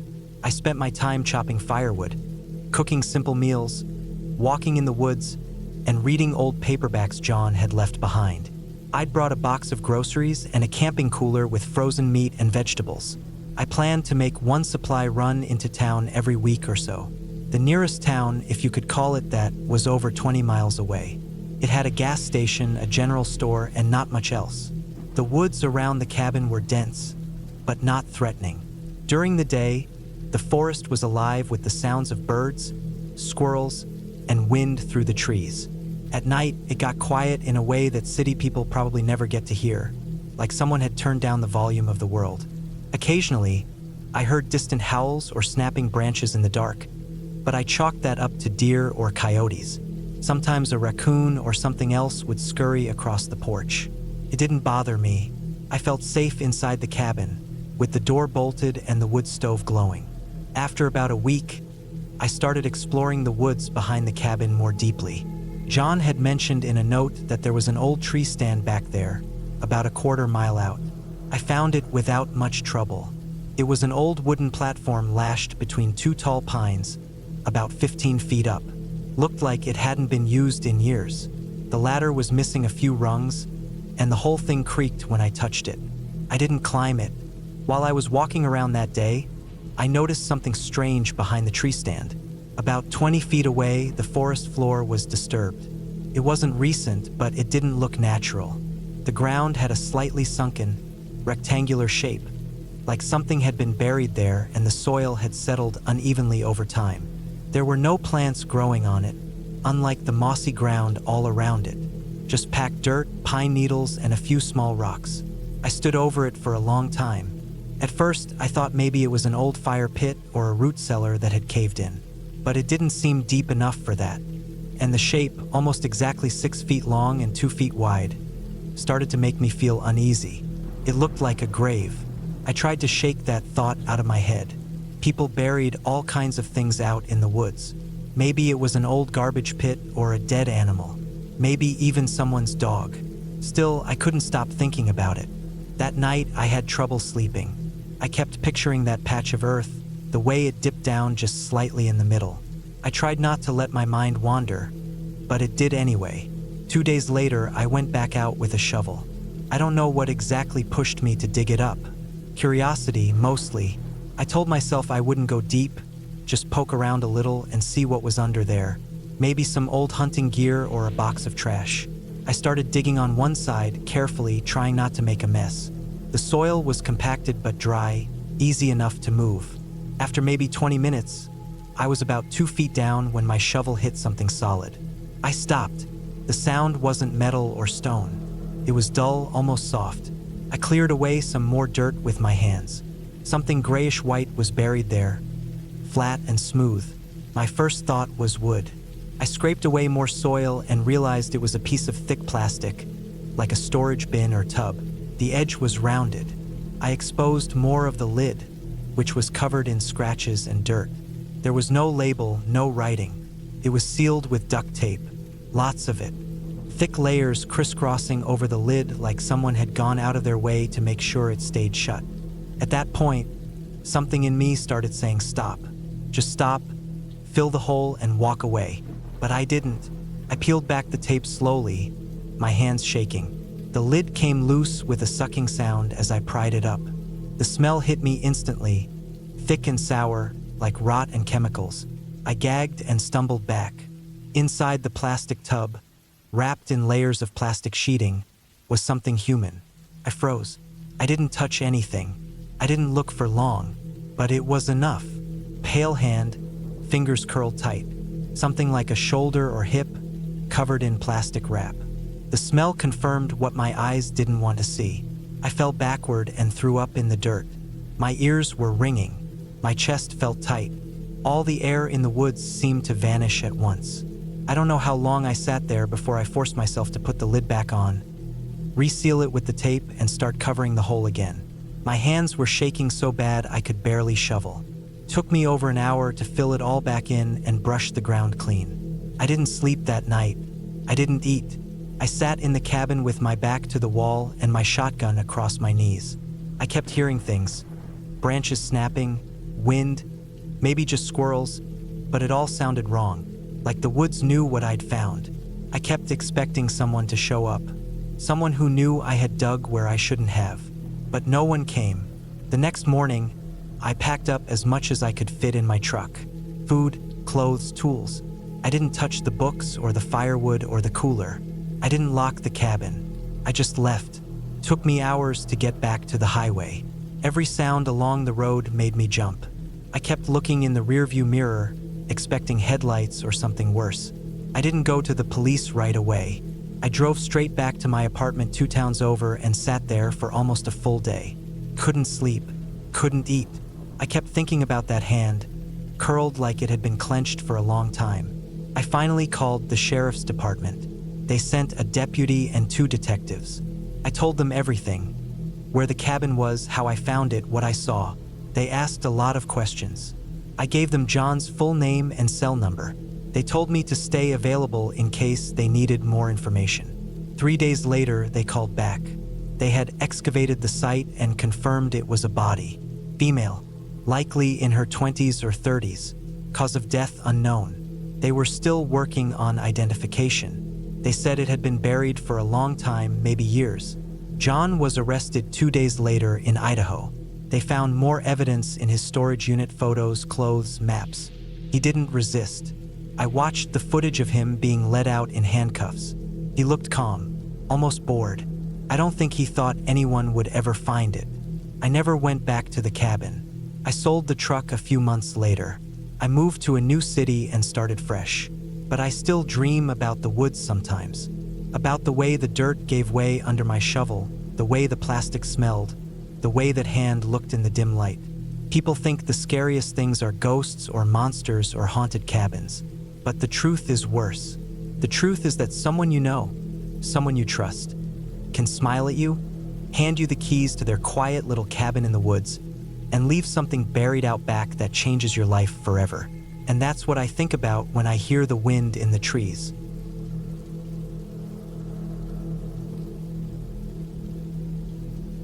I needed to get away from everything.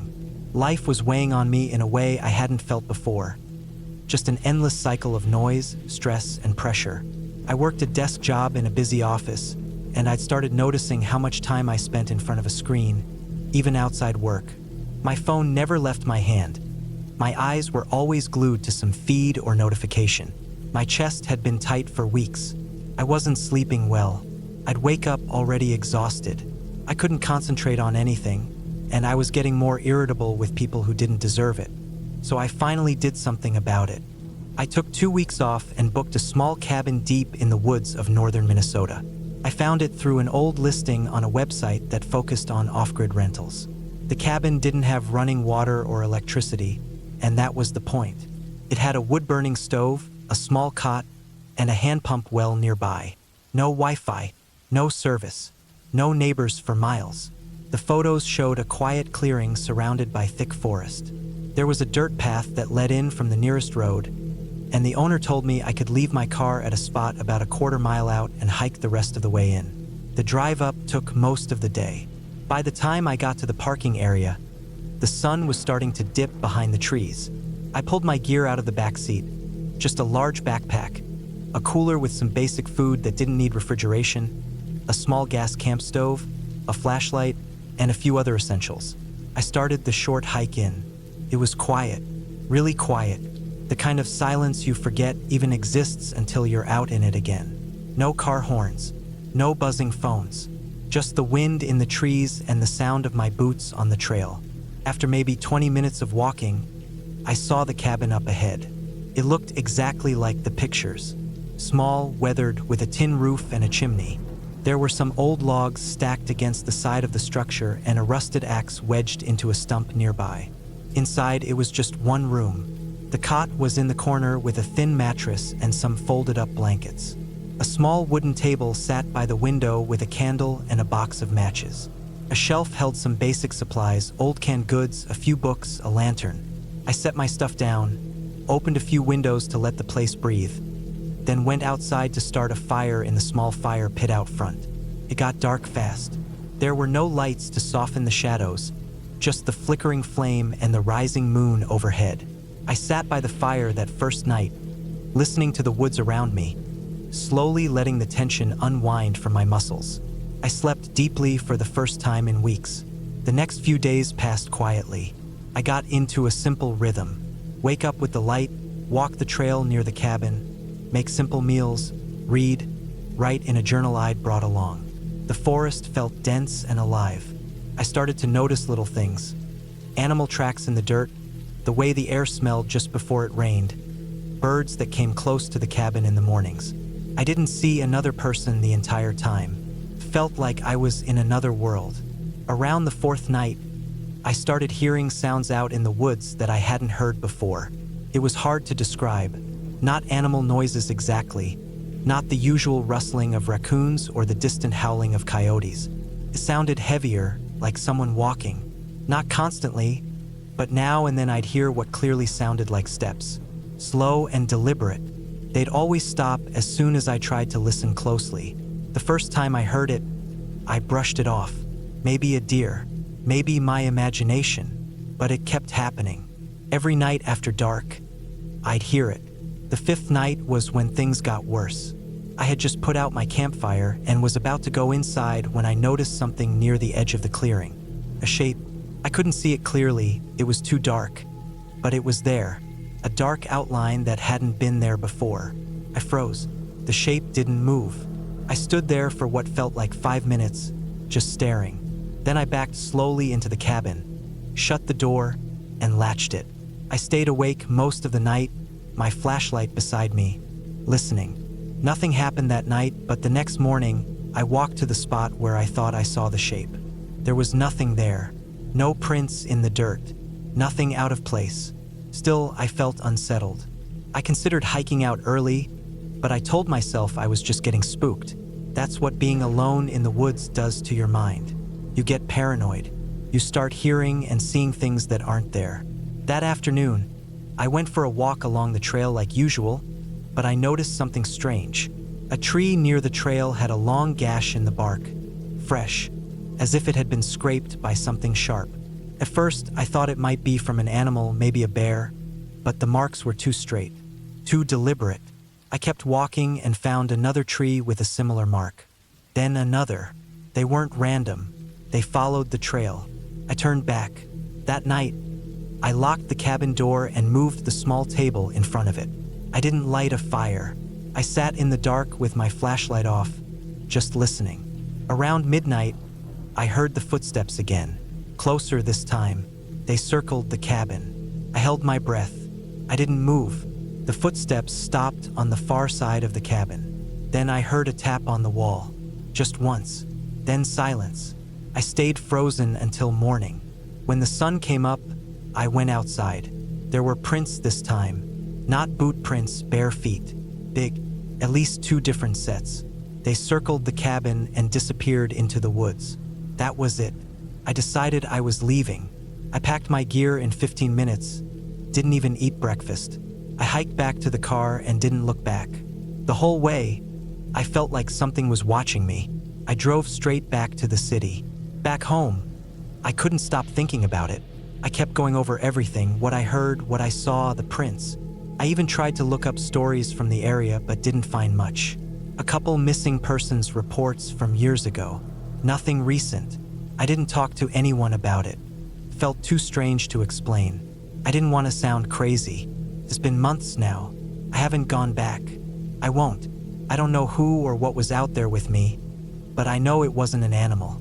It was people, or something close enough. Someone living in those woods, watching that cabin, waiting. I think about what might have happened if I hadn't left when I did. If I'd stayed one more night. I still wake up sometimes thinking I hear footsteps outside my window. But I'm safe now, back in the city. Life feels heavy again. Work, screens, traffic. But I'd rather deal with all of that than spend one more night alone in those woods with whatever was watching me. Sometimes peace and quiet isn't what you need.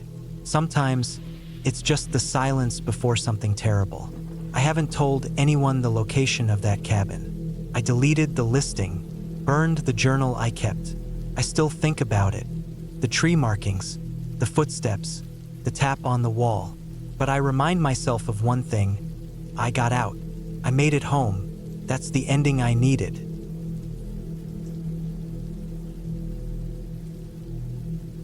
It started as a solo trip. I'd needed to get away from the city for a while, clear my head, get some time without phones buzzing or cars honking outside my window. I'd found a cheap cabin listed online, tucked somewhere in northern Minnesota, surrounded by trees and miles away from any neighbors. It didn't look fancy, more like a hunting cabin, but that was what I wanted. A simple place to read, write in my notebook, and enjoy being alone for a few days.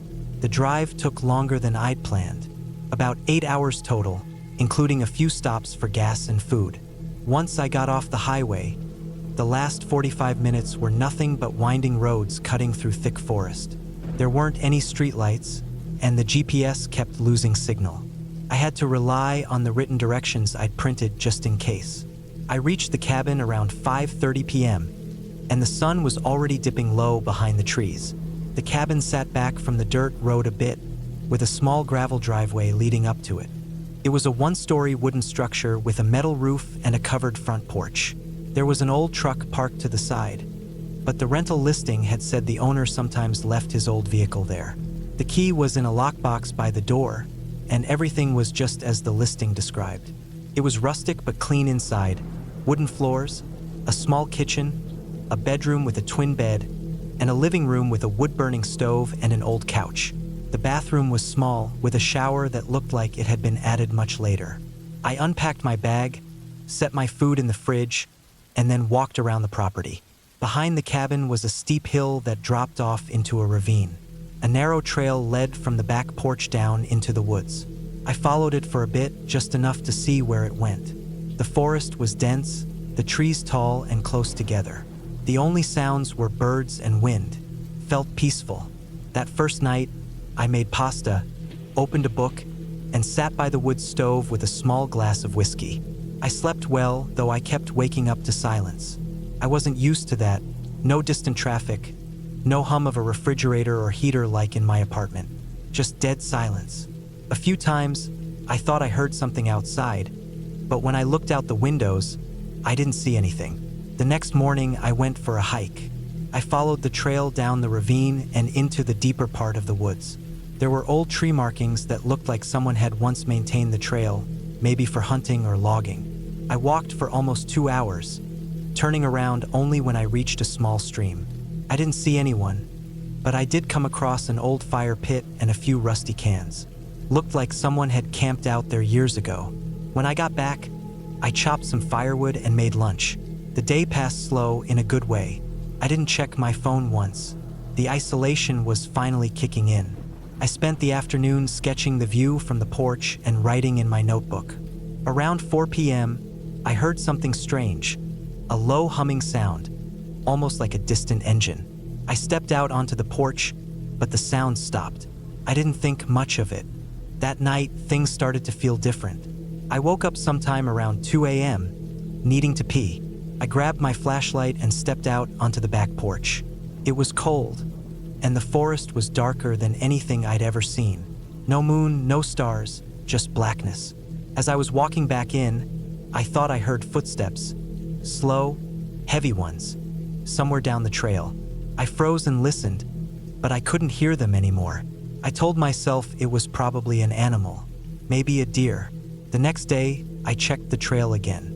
I walked about halfway down the ravine and stopped.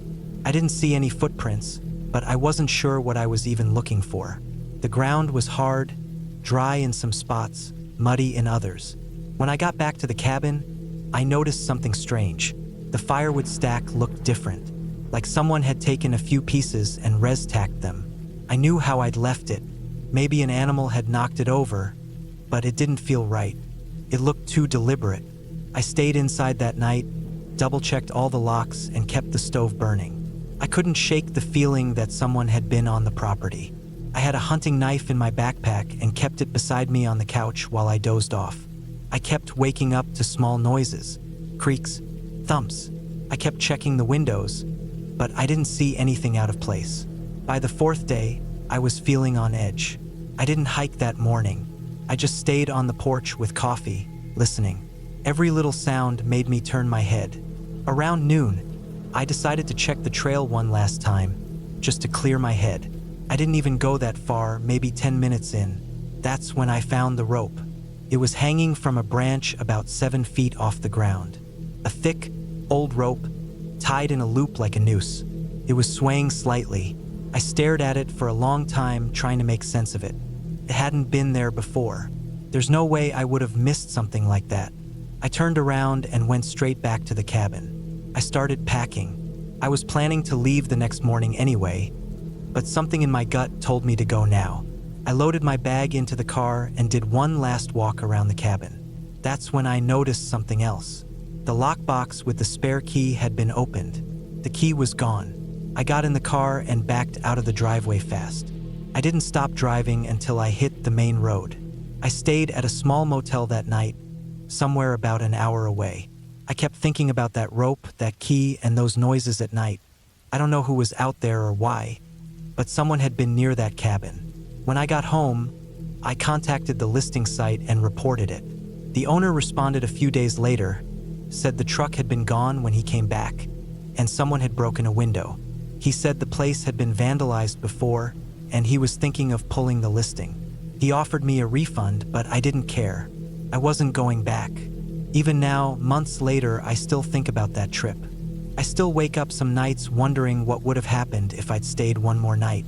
I never saw anyone, but someone saw me, and I'll never forget how it felt to know that I wasn't alone out there. Not really. I go on hikes sometimes, still, but I don't rent remote cabins anymore. I don't go off the grid, and I always lock my doors. Always.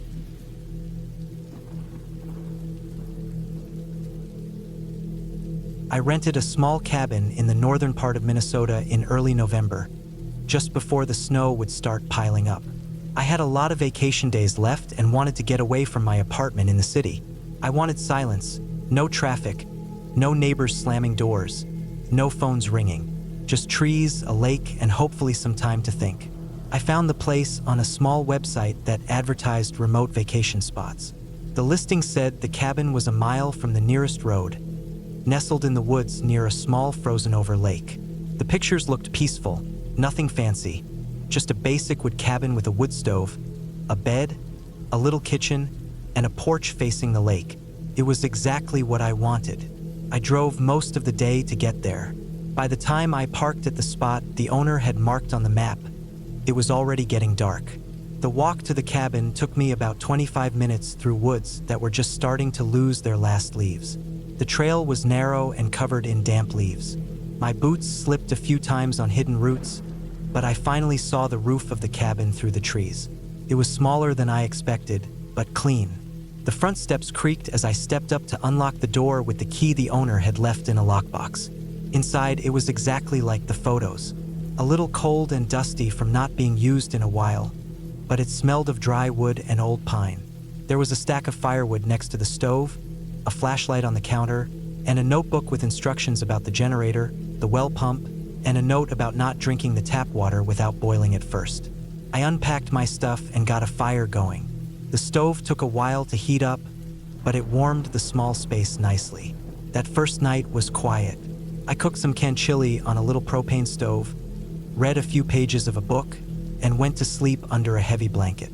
It was cold, but not unbearable. The silence felt good, almost too quiet at times, but I told myself that was just the city noise still echoing in my head. The second day was when I started noticing small things. I woke up early, before sunrise.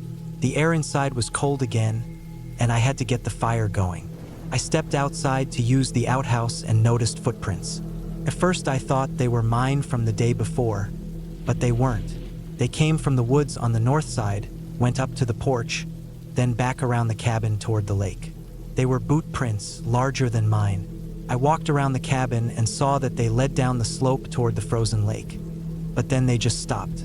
I figured maybe the frost had just covered the rest, or maybe the person had walked across the ice.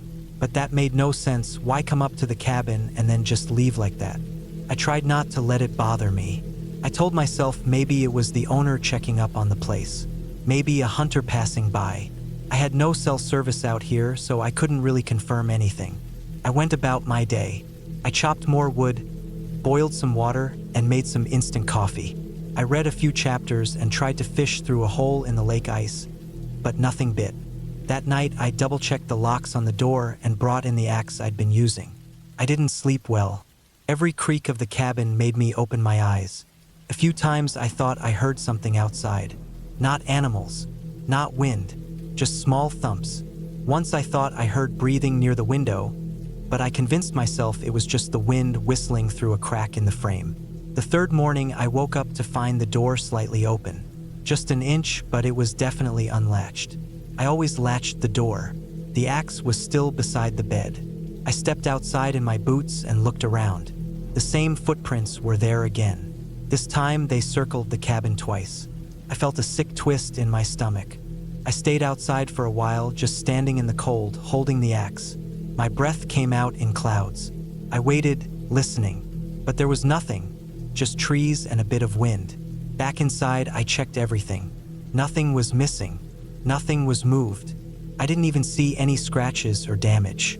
But something about it felt wrong, like someone was just watching, testing. That night, I didn't sleep. I kept the fire going and sat in the chair facing the door with the axe across my lap. I thought about hiking back to the car, but it was too late in the day. I didn't want to be on that narrow trail in the dark. I told myself I'd leave in the morning. At around 2 a.m., I heard footsteps outside.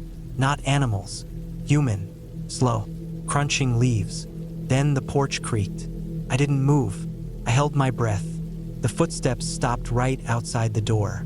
I didn't hear anything else for a long time. I sat frozen for at least 20 minutes. Then finally, slowly, I heard the steps again, fading away around the side of the cabin. When it was light out, I packed everything as fast as I could. I didn't even bother cleaning up. I took the axe with me and started down the trail. About halfway back to the car, I heard movement behind me. I stopped, listened, heard nothing. Then I saw a figure maybe 50 yards back through the trees, just standing, not moving. I started walking faster. My heart was pounding. I didn't run because the trail was too slippery, but I was close. When I finally saw my car through the trees, I felt this wave of relief. When I got there, the back window was broken. Nothing had been taken. My extra food was still in the back. My water jugs, my spare clothes, but the driver's seat was pushed all the way back, like someone tall had been sitting there. The glove box was open. Everything inside was scattered on the floor. I jumped in, locked the doors, and started the engine. Sputtered, then started. I didn't look back. I drove 5 hours straight without stopping. I didn't call the police. What would I even tell them? Someone left footprints, broke into my car, watched me from the woods. There were no cameras, no neighbors, no proof. I just didn't want to think about it anymore. That was 6 months ago. I haven't gone back to the woods since. I canceled another cabin trip I had planned for spring. I checked the locks on my apartment every night. I started sleeping with a small hatchet beside the bed. It's not the woods I'm afraid of anymore. It's the silence. That feeling that someone is watching. That someone is just out of sight, waiting. I still don't know who that person was, or what they wanted, but I know they were real, and they were close, and they knew exactly where I was. That's what haunts me the most. Not ghosts, not demons, just people.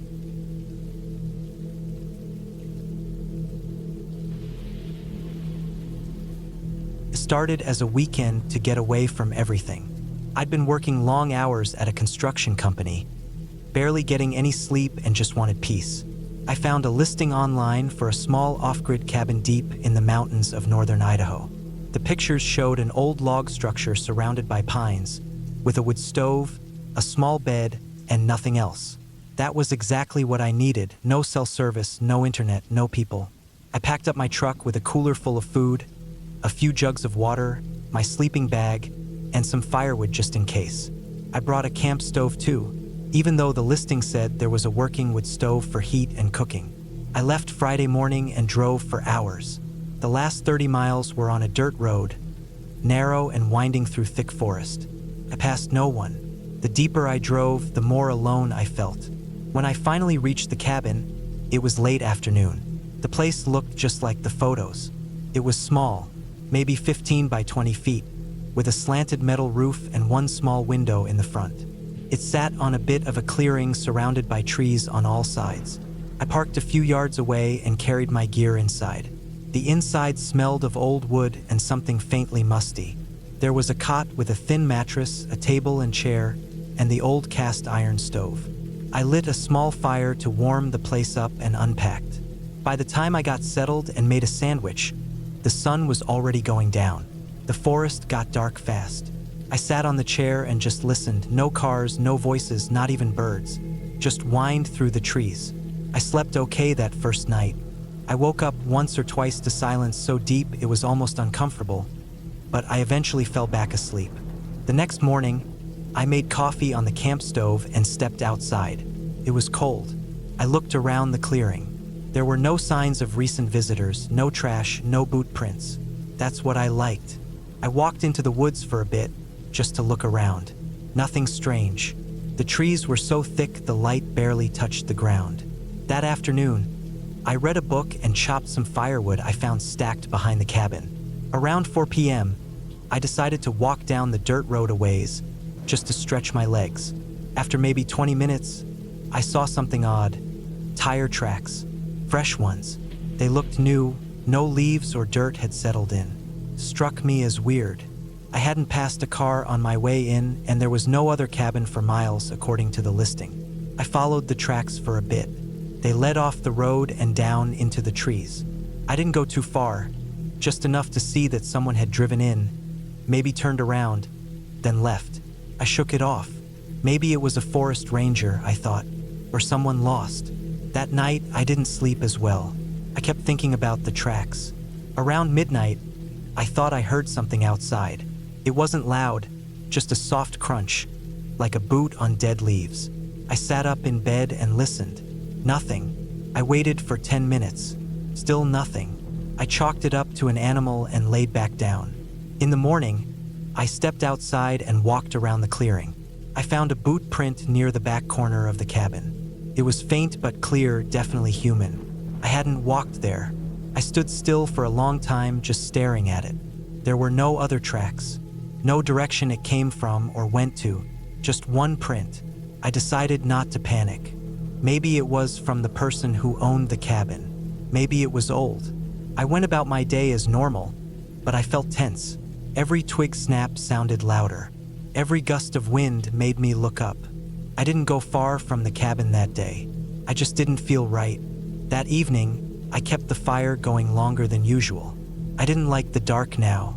I shut the door and made sure it was latched. I laid in bed, not sleeping. Around 2 a.m., I heard the crunching again. Closer this time. Definitely footsteps. Slow, deliberate. They circled the cabin. I held my breath. I didn't move. The footsteps stopped right outside the door. I waited. No knock. No voice. Just silence. Then nothing. I stayed frozen until dawn. When the sun came up, I forced myself to open the door. There were more boot prints. This time they circled the cabin completely.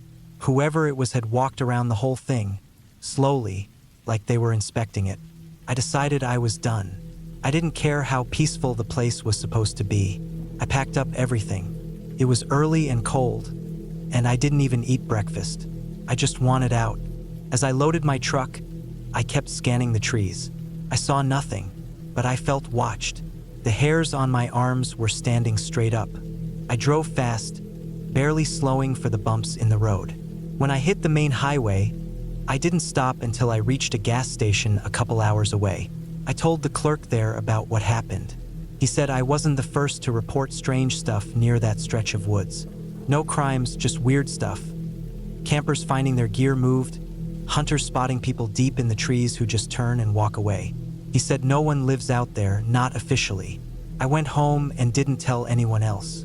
I didn't even leave a review on the listing. I just wanted to forget it, but I haven't.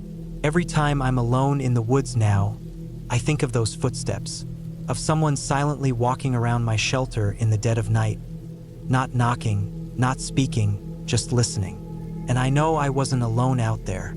I was being watched, and I don't think they wanted to be seen.